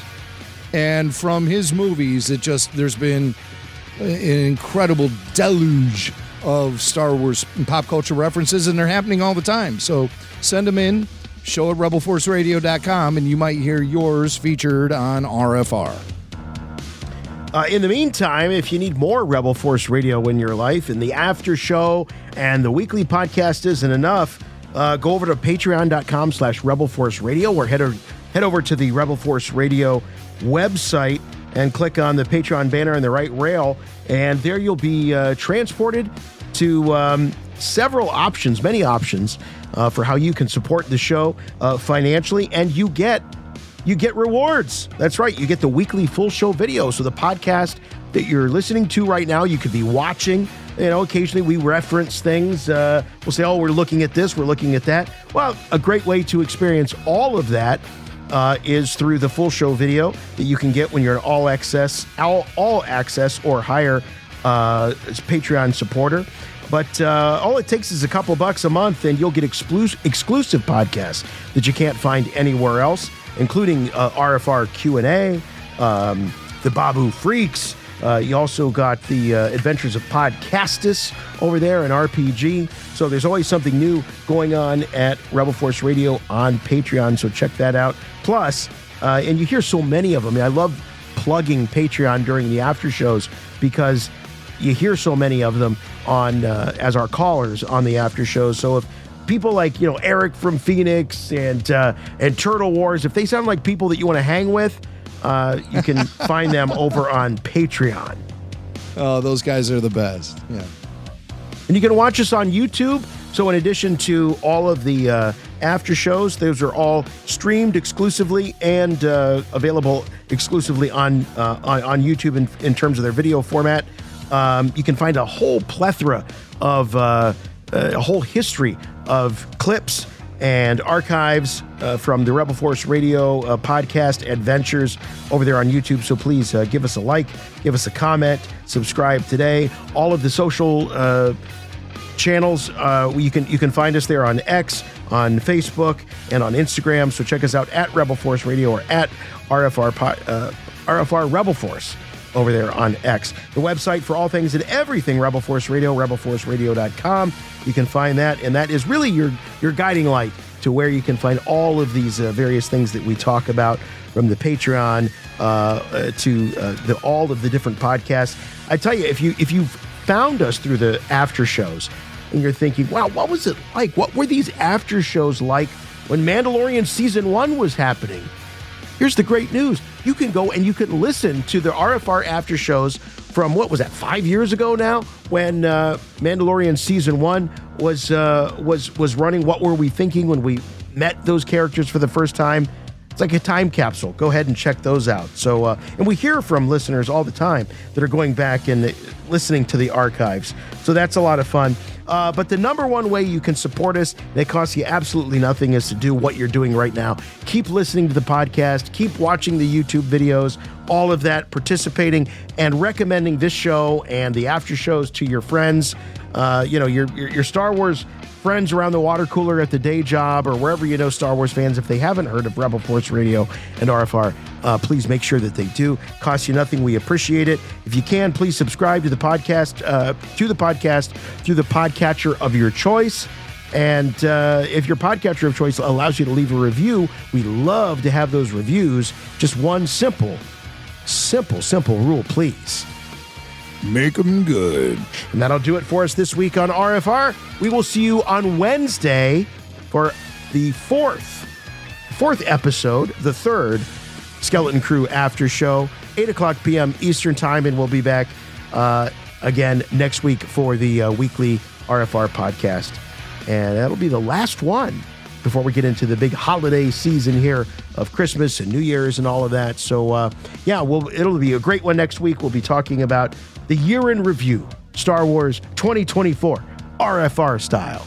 So looking forward to that, and more Skeleton Crew, of course. So we'll see you next week, next time. For Rebel Force Radio, I'm Jason. And I'm Jimmy Mack. And remember, the Force will be with you, always.